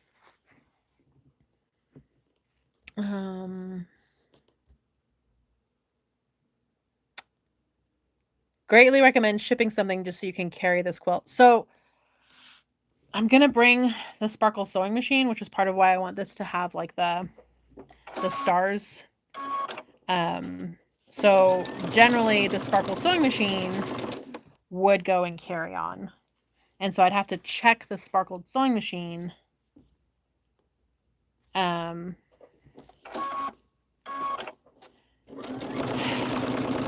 if I was going to carry on this quilt. Yep. What are your thoughts on using bamboo batting? I'm fine with using bamboo batting. I have in the past on quilts. I just don't have any here right now. I went through a whole roll of it. Can't wait to see all these mysteries come together. Me too. It'll be good. How many new things are coming out this year from you besides the block of the month and advent calendar? So I don't always know. I have some like other projects in the works, and I just never know which ones I'm going to be able to make pan out, and what is going to like gel at the same, like I'm launching the new quilt trading cards next week, and the series 3, and I'm also launching this new thing, and but I had 2 other ideas for new products that I thought I could potentially also be launching at this event, which honestly would have been a lot. I think that would have been too much. And the other ones, they didn't gel at the right time. One of them, the samples that I got, I didn't think they were good quality, honestly. And so I didn't order them. And then the other one, I need to play with it some more so I feel comfortable recommending it. Like, I think it's going to be good, but if I were to have pushed to launch it next week at H&H, it would have been half-baked, and I wouldn't have liked that. And, I mean, with Series 3 of Quilt Trading Cards plus this, we've got plenty. Yeah. So, could those items still come out, like, this fall? Possibly.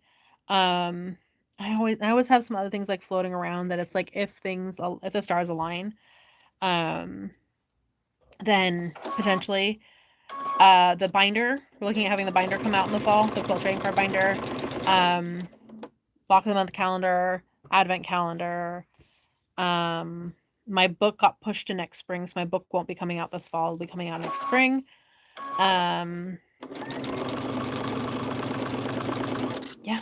And sometimes like I just like I get a wave of, oh, this would be perfect. And I find like the right way to manufacture it and things just fall in line perfect and we're off to the races. So like some inspiration could strike between now and then, but like we don't know. You never know. Looking forward to seeing it done. I just started it an hour and a half ago and I am looking forward to seeing it done too. Can you sew? Excuse me, my throat's getting dry. I should have grabbed a water. Can you sew on the rhinestone sewing machine? Not only can I do sew on the rhinestone sewing machine. And her name is Sparkle. So this is the Sparkle quilt. And that's the Sparkle machine.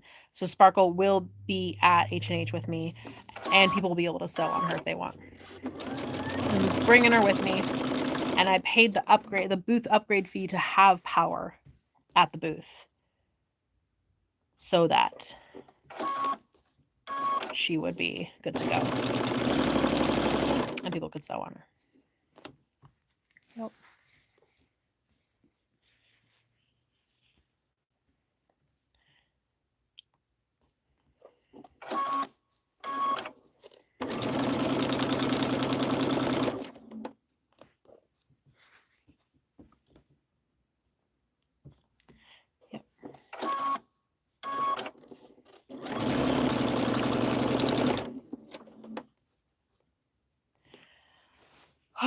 This is going faster now that I like took a chunk of them out. That's nice. That's nice. We like that.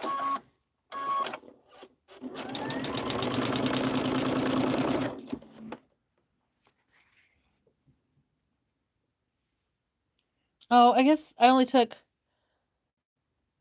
16 inches out. I didn't take a full 18 inches out. 16 inches out. So it'll be 1.25 feet shorter. Still, that ends up being a lot. That shrinks it down by a lot. Because it comes in on both sides. Oh, man. I already cut my borders. It means I have to recut my borders. Did I? No, I just cut the fabric for the borders. Because I had to piece the borders. I haven't pieced them yet. Okay. But I'm going to have to recalculate my borders. That's fine. I can do that.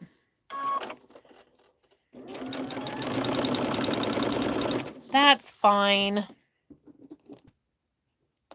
That's fine.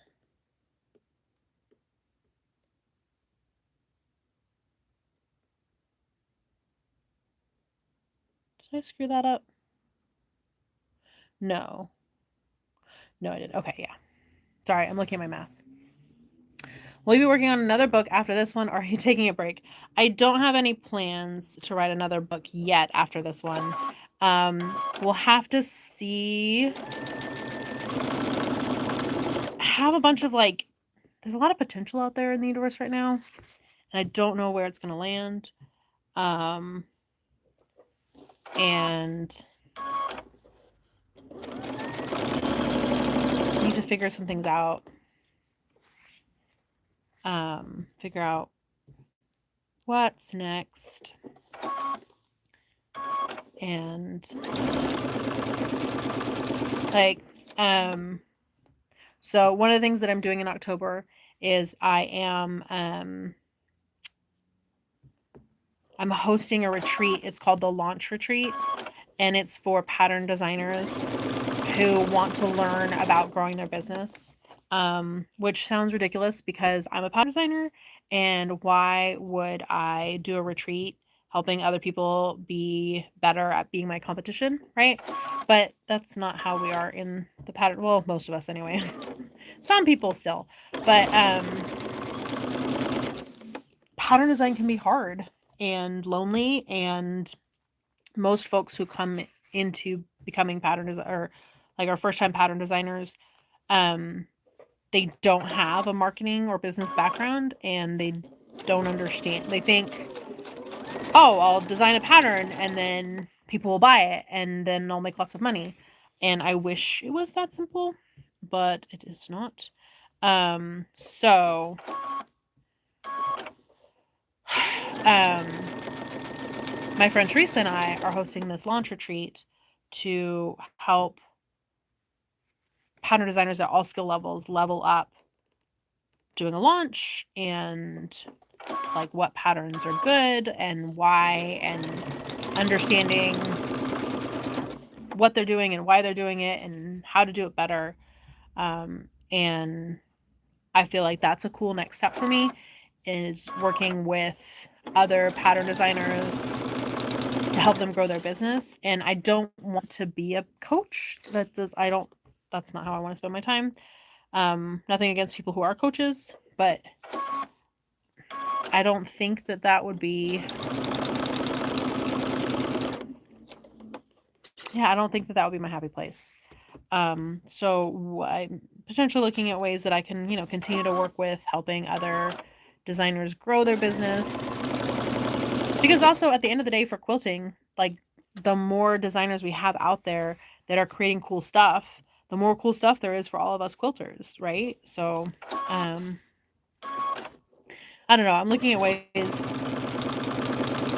that I can incorporate that kind of stuff into what I do. So, let's see. Just sew the borders and trim them. Not sure if it's gonna be quite that easy. Rhinestone, max nails, and ever so sparkle on sparkle. Funnily enough, Mac is not a big rhinestone girl. I am a rhinestone girly. She sees the appeal, but it's just not for her. She's a Disney girl. Yeah. She's an embroidery girl. She loves machine embroidery. Churn Dash. She loves the Churn Dash quilt block. She's not a big rhinestone girl. The extra variety adds to demand. It doesn't take away from you to support others. I'm not worried about it. I think, that there's room for more people, but also like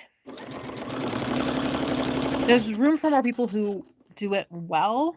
I think that the damage happens when people do things badly. Like if the first pattern you ever tried was from a brand new pattern designer who didn't test it, who just like designed something in EQ, which is like a design software, printed it out, like wrote, like had like, I don't know, ChatGPT write the instructions, and that was, as a new quilter, the first pattern you ever bought, you would be so frustrated. It wouldn't be good. The experience would be bad, and you would be like, I'm never buying another quilt pattern again. They're all awful. Because the one that you had a bad experience with. So if all quilt patterns are better, then quilters as a whole, we want to buy quilt patterns because they're useful and good and we like them. So elevating, like the rising tide raises all ships, right? Elevating it for all of us is a good thing. Support others by paying it forward. Yeah, I mean, I don't want to, like, I'm not, like, the retreat is not free. It costs money. So it's not complete, like, it's not 1,000% altruistic. I mean, I would make more money doing just about anything else that weekend than that. Or it's not actually weekend, it's during the week. So, but the goal is to not lose money doing it. Hosting the retreat. So, this is what I love about the quilting community, the nurturing and sharing. We have a lot of really good. I'm not a sparkle or pink girl, but I enjoy that you are. I am both a sparkle girl and a pink girl. And it's hilarious because growing up, I hated pink. But now, lots of pink. Lots of pink. But it tends to be more of like a fuchsia pink, not like a pastel pink. Sometimes there's a pastel in there, but it's more of a fuchsia. We like patterns because someone else did the math. If they did it right? But if they didn't do the math right, then what's the point?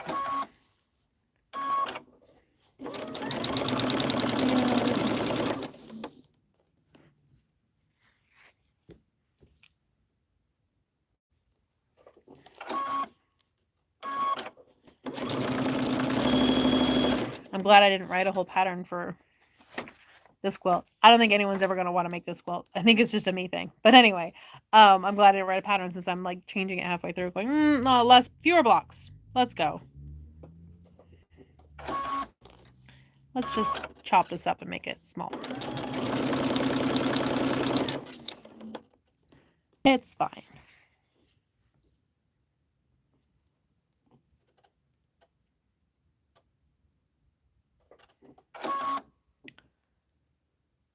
Oh, that's why. Sorry. Trying to figure out why I did things the way I did them. I think I got it right. I think I did okay.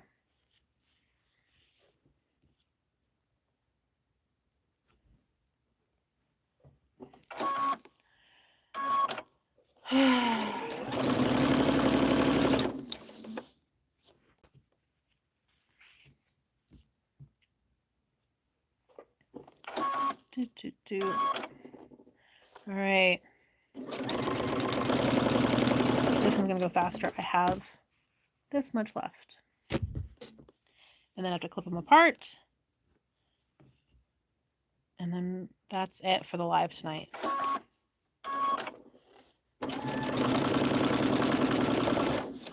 So ask the questions. As someone who's had experiences with bad quilt patterns, I'm very happy that you're doing your part so that there are fewer of them out there. Yeah, bad quilt pattern just hurt the whole industry. We don't like it. I would make that quilt. You haven't seen it yet. You don't know what it's going to look like. Also, yeah, I don't think that anyone's going to want to make this quilt. We'll see. When did this start? It only just popped in my feed. We've been going for an hour and 47 minutes and 40 seconds. So it's been going on for a minute. Like, YouTube is funny about when it pops things in people's feeds. I don't control it. I did put up a post, like a YouTube post, letting y'all know that I was going to be live at 6 p.m. Pacific time, 9 p.m. Eastern time tonight, Monday night. And then I also mentioned it in the last live in case anyone watched the last live, because I decided it while I was doing the last live. So it was, yeah. But like, if you didn't see that post because YouTube didn't show it to you, and if you didn't see that live because YouTube didn't show it to you, then you don't know these things. And I mean, I could have sent an email out to the email list. I didn't. I thought about it, but man, I was at Paducah. I was having a good time.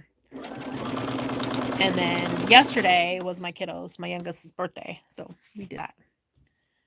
Yup.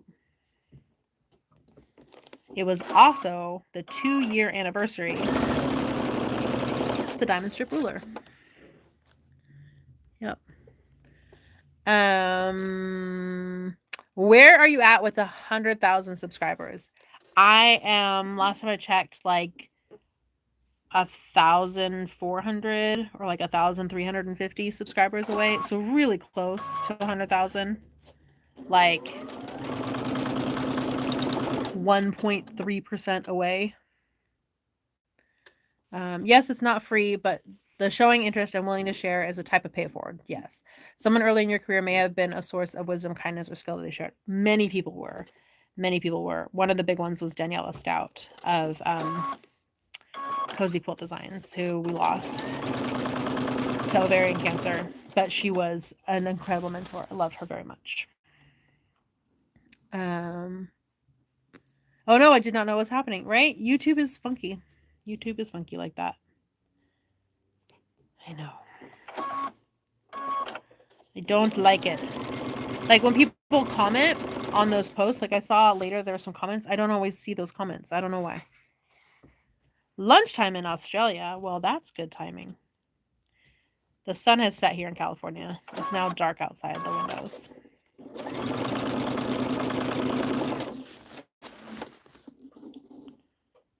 Okay. What software programs are out there for quilting? Ooh, that's a great question. I'm not the best person to ask because I don't know all of them, especially off the top of my head.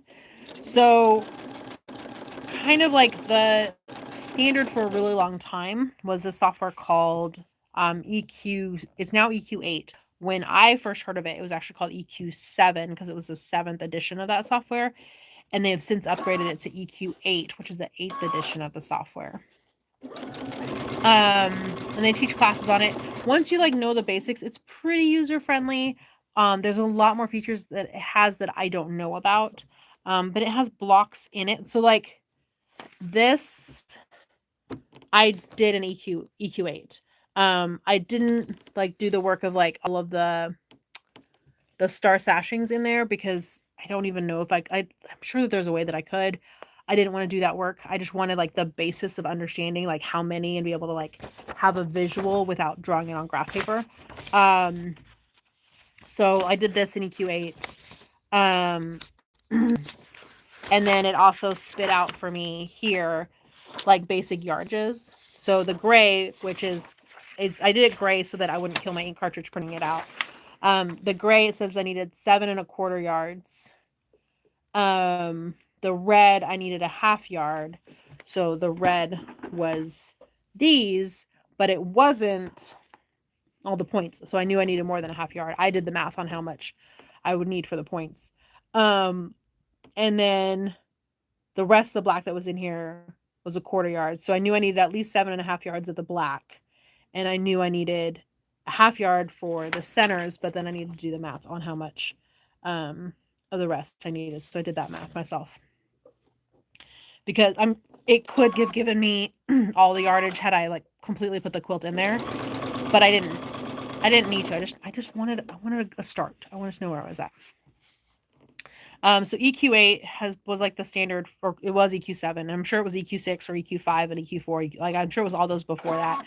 I don't know. Those are before my time. My times that I knew about it started like 12 years ago-ish, and it was EQ7. There are some online programs.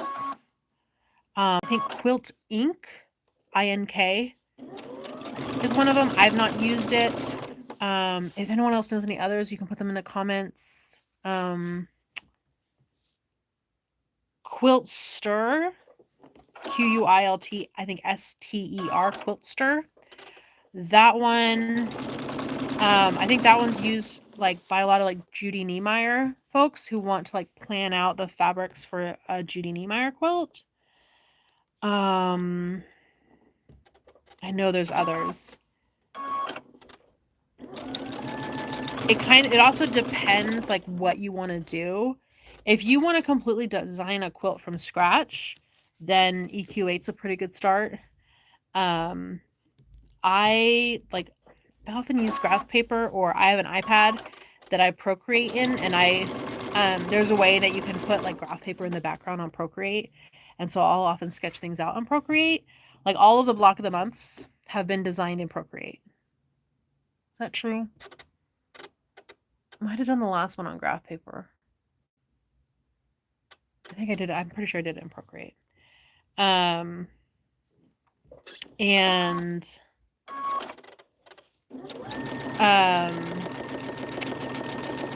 then when I actually like go to make them as patterns, I put everything in Adobe Illustrator, and then I redraw everything to scale in Adobe Illustrator. All of my free block patterns that I design, the monthly free quilt block, which, oh, that reminds me, I need to do my monthly free quilt block for next month because I'm going to be at H&H.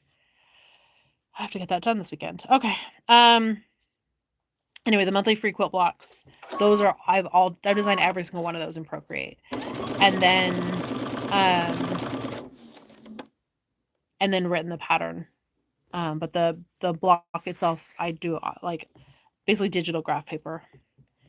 I find that easier for me. Some people design directly in Adobe Illustrator. Yeah. My day job is a school librarian. I have a box of book jackets for activities with my students. I had this paper piecing book quilt idea. I asked AI for a pattern for me. It gave me a square.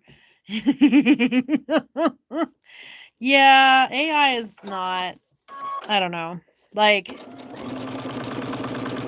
I know a big part of AI is that you have to give it like the right prompts and you have to like coach it. It's like an intern, right? If you just went up to like someone at the front office who just got hired and said, "Hey, um, make me a paper piecing quilt pattern," um,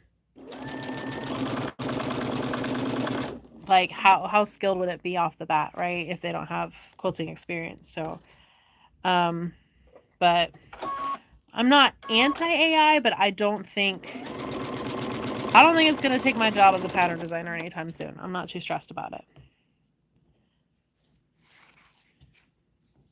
Yeah.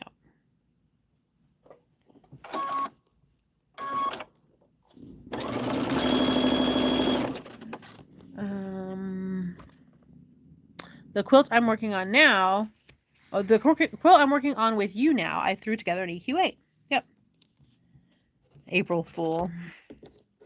April Fool's was a minute ago. I liked this year's April Fool's. There are still some of those kits if you want some. We do still have some of those kits.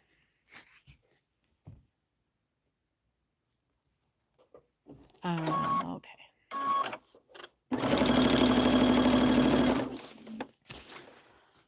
Alrighty. Progress. Just a handful, 2 handfuls maybe to go. So many.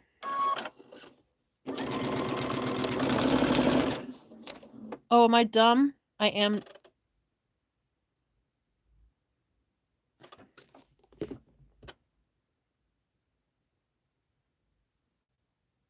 I am.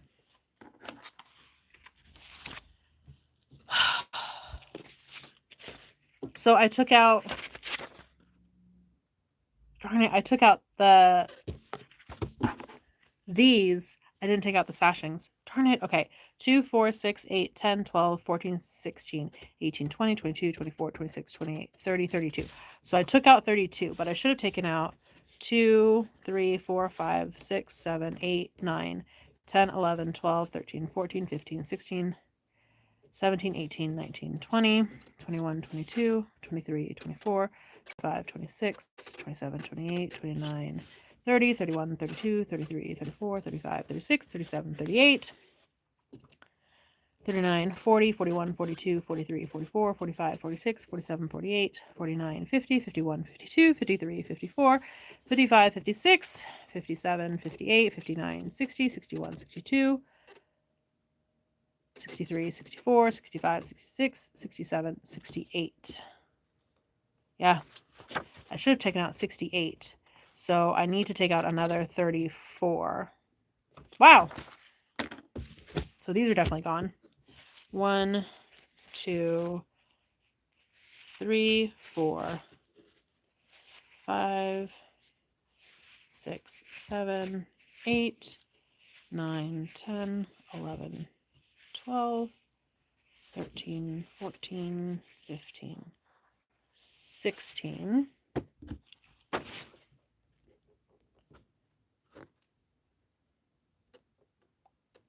So I have another 18 to take away. All right. So that means that these are done and I can start cutting and I can take 18 of these away. Man, I wonder if I did this right. 1, 2. This is why we don't do quilt math late at night. 3, 4, 5, 6, 7, 8,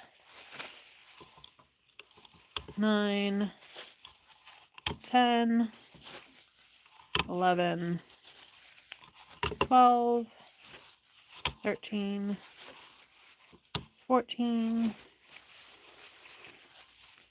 15, 16, 17, 18. Okay. That's less. Yes. Thank you, Amy. Okay. So just keep breathing and stay calm. I think it will be okay if you don't get the block of the month out on the first day. Oh, the block of the month is, I mean, that's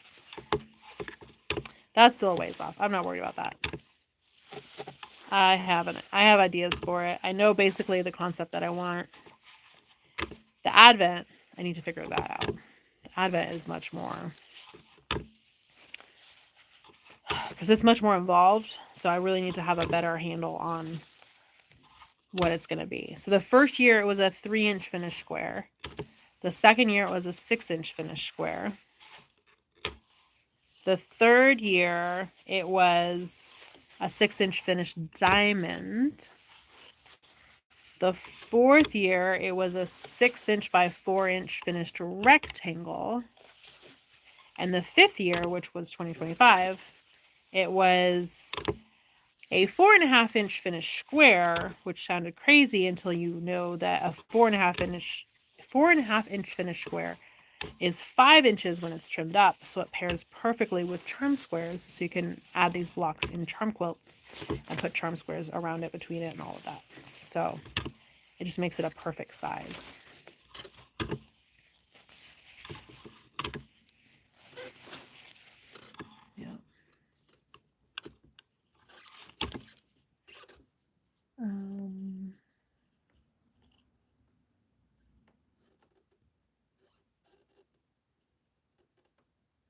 Carolina Moore has a wonderful quilt kit that worked well for my quilt blocks. I'm so glad.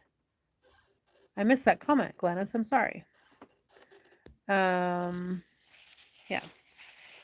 Advent idea will come to you at H&H. I hope so. Like, I mean, I've had some people throw out some ideas. Like, someone was saying curves. I just don't think that there's enough people who are excited about working on curves every day for 24 days.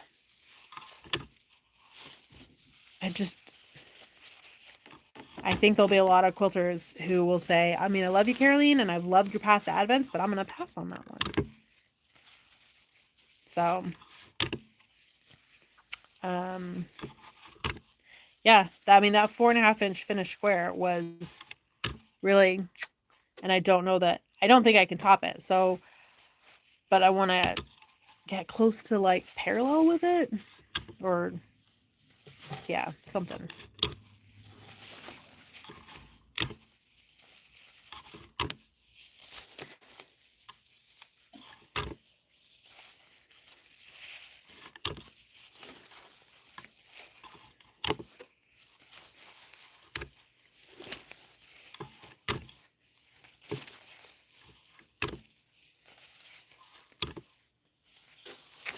Ms. Smith says, hello, love your tutorials. Thank you. 24 days of curves sounds really hard. I mean, we wouldn't make it hard.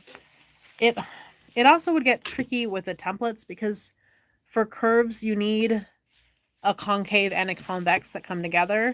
So the general thought behind the Advent is you get one new template every single day. But with curves, you need to get 2 templates, because you need the convex and the concave of the curve.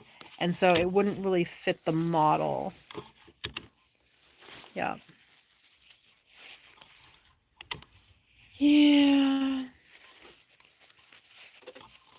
So, I mean, I have one kind of idea. I just need to be able to play with it. Maybe I'll take the iPad with me on the airplane and try to noodle around and see if I can get the shape going.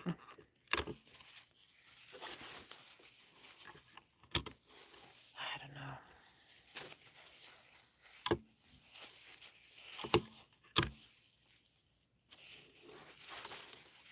How about hexes?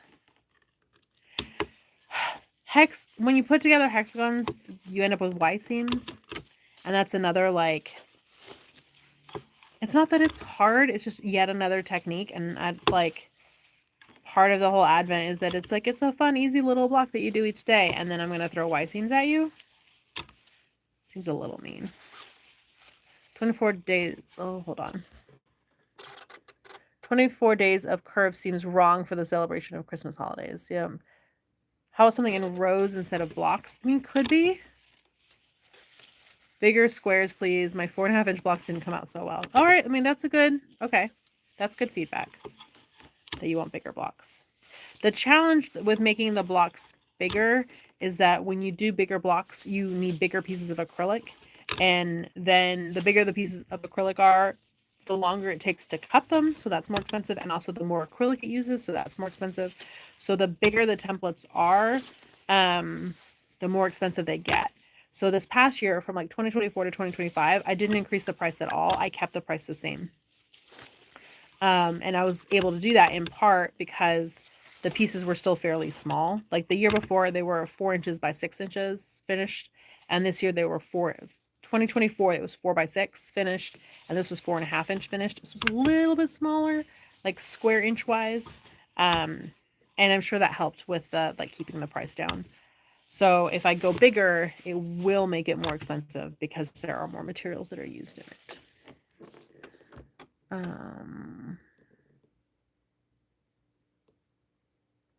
Hazel says a compliment to your 10-inch book, maybe. I mean, maybe. But again, if I go with bigger templates, then it gets more expensive.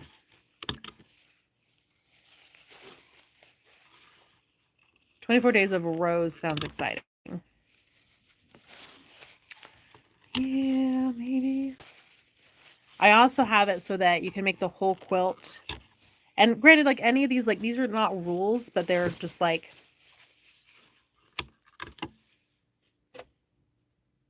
I've been consistent with these things.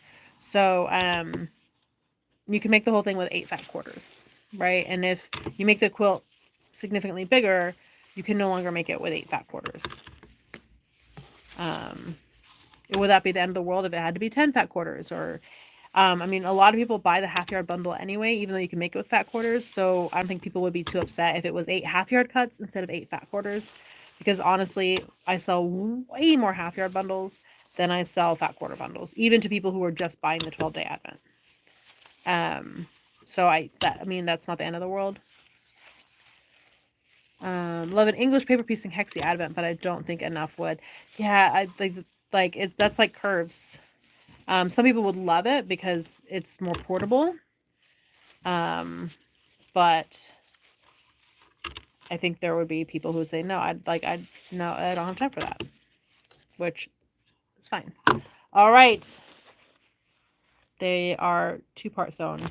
Then for the next step, I need to go into the other room where I have secret stuff that I will not be sharing yet. Yeah. And then I'm going to sew these other 2 sides. But I have 68 fewer to sew than I started out with. So I feel like the next one's just going to fly by. I'm going to get done really quick. So next step is I'm going to cut these to a 1/4 inch-ish seam allowance, press them like this, and then do the other 2 sides. And then I'll have all my sashings done. And that's going to be the most sewing that I have to do on this block. Or this quilt. I still have to sew it all together, but this is all the tedious sewing part. I'll have to start sewing them together. And then I think what I'm going to do is I'm going to sew a block with 2 sides, and then a block with 2 sides, and then a block with 2 sides, and a block with 2 sides, and I'm going to do that. And now I just have 1, 2, 3, 4, 5, 6, 7, 8. Got a hair in my mouth. Rows of 8. So I have 8 rows of 8. There's also a border on it. So yeah, I'll do 8 rows of 8 of those. And so I'll do the blocks, and then I'll sew them into rows, and then I'll have 8 rows of 8, and then I'll be able to put all the rows together. Yeah. We'll see how far we get on it tomorrow. By the end of the day tomorrow, I want to have it in rows, at least. Some bigger and some smaller blocks, a nice mix of sizes. I feel like one of the nice things about the templates is that they all fit together. It's one set. Yeah, do all the blocks need? I guess they don't have to be, but it's nice because they do all coordinate. And if they're not all the same size, then it doesn't coordinate as much. All right, Cindy's saying she loves the bigger and smaller blocks in the 2026 block month pattern. And doing something like that on a smaller scale for Advent.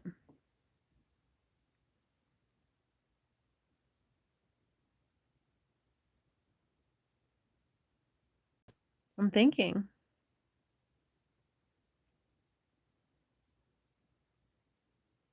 Maybe. Hmm. It's gonna go in the noodle. Yeah, that's a thought.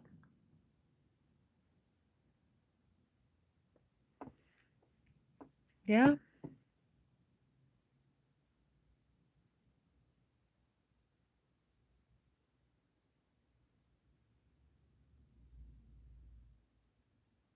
Hmm. All right, I'll have to play with those ideas that I have. Cindy says 4, 6, and 8. I'd probably look at like 4 and 8. Um, maybe we'll see. Cause like 4-inch units as 4 patches would combine with 6-inch units, like or 4-inch blocks. The units for a 4-inch block in a 4 patch would result in 6-inch units that are 9 patches. But the pieces that you need for a 6-inch block don't math into an 8-inch block as easily. I guess they could in some ways.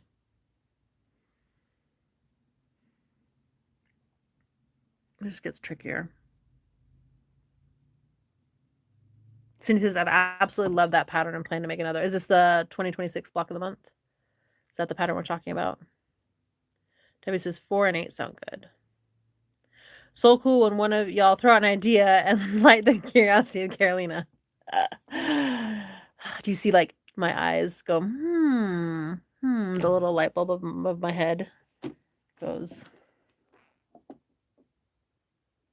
Bing.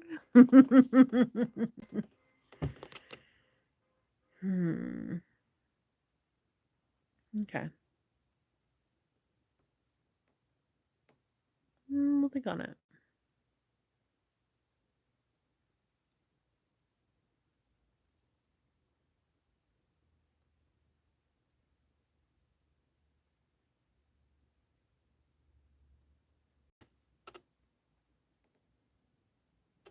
We all have leftover backgrounds. Like background fabric?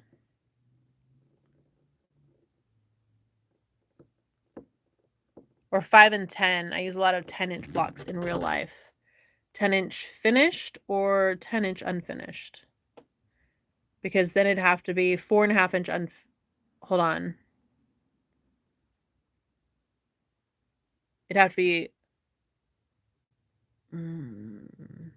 yeah, 4.5-inch.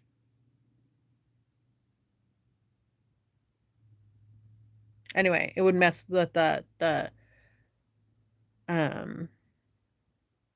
5-inch we just did a 4.5-inch unfinished or a 5-inch unfinished, 4.5-inch finished.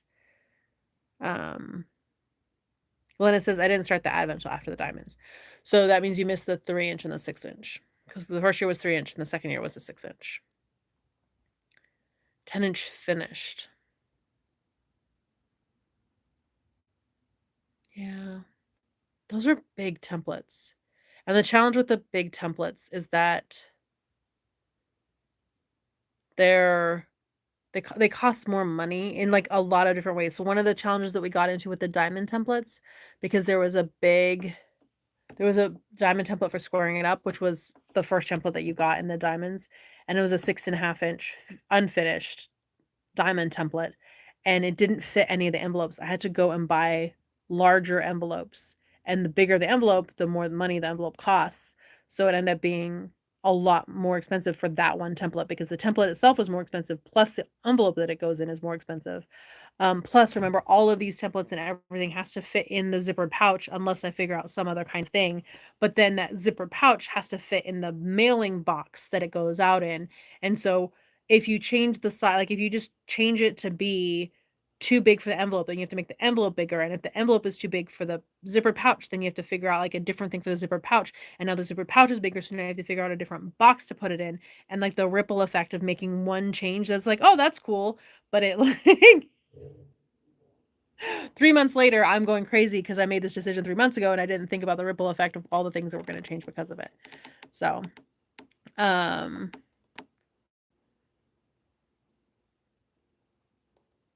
Yeah.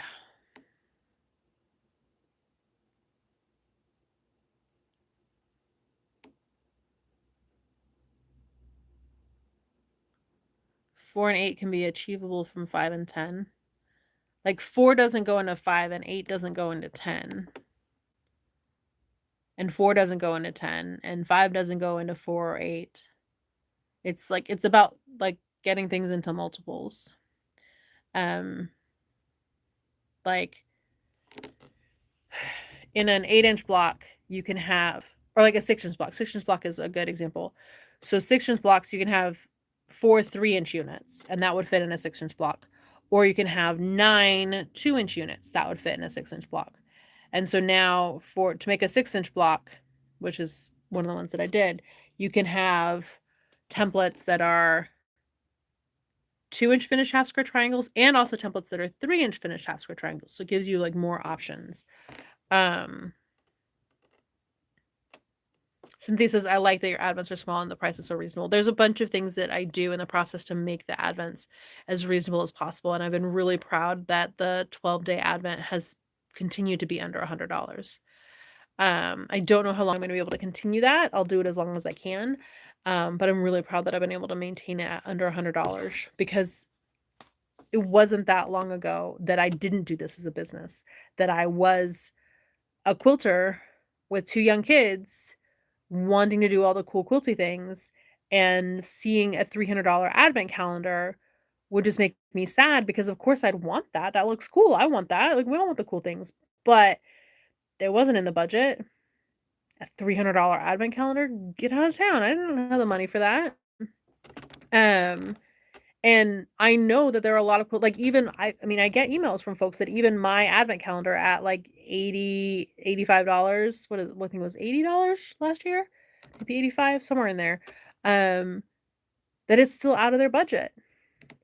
And I absolutely understand that. It's like we can't all afford all the things, and it's a bummer. But trying to make it as affordable as possible is part of that goal. Yeah.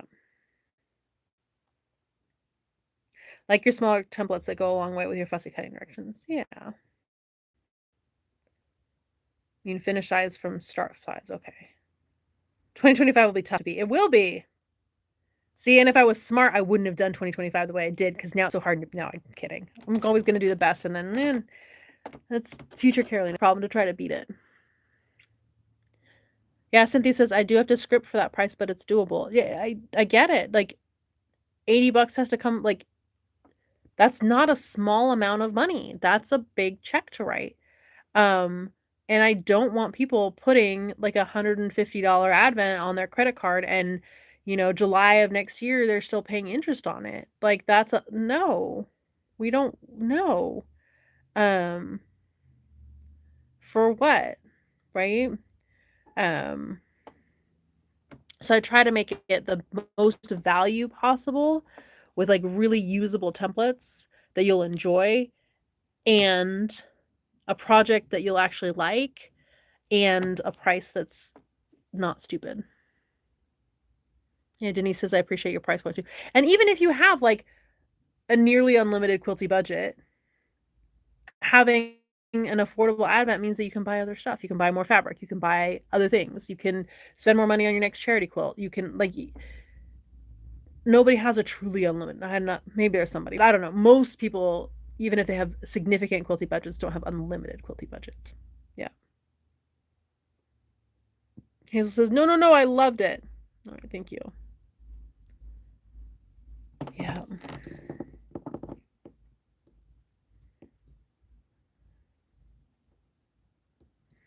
All right, friends. I was planning on 2 hours-ish. It's been 2:20, so I need to go start trimming these up because my goal is to have these all with all of the points on them on both sides and pressed. I have to have all my sashing bits done so that tomorrow I can start on assembly. And then by the end of tomorrow, I've got other stuff that I have to do between, like, I started this evening because I was working on other stuff during the day. I have other stuff to do during the day tomorrow.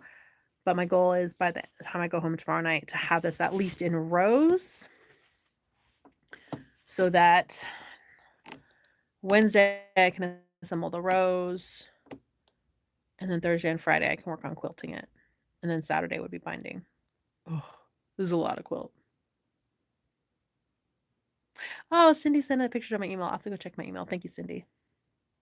And we said, thank you. Glad we're helping with some ideas. Yeah, you definitely are. I appreciate it. I mean, I do this stuff for y'all. So, like, that all of you tell me what you want helps me give you what you want instead of me sitting by myself thinking, I wonder what the people want. I only have 5 more pieces to iron. This has been awesome. Fun hanging out. All right, Hazel, you were incredibly productive. Well done. Debbie says, get some rest and hydrate. I will definitely be hydrating, but I will also be going and finishing this. Friends, thanks so much for hanging out.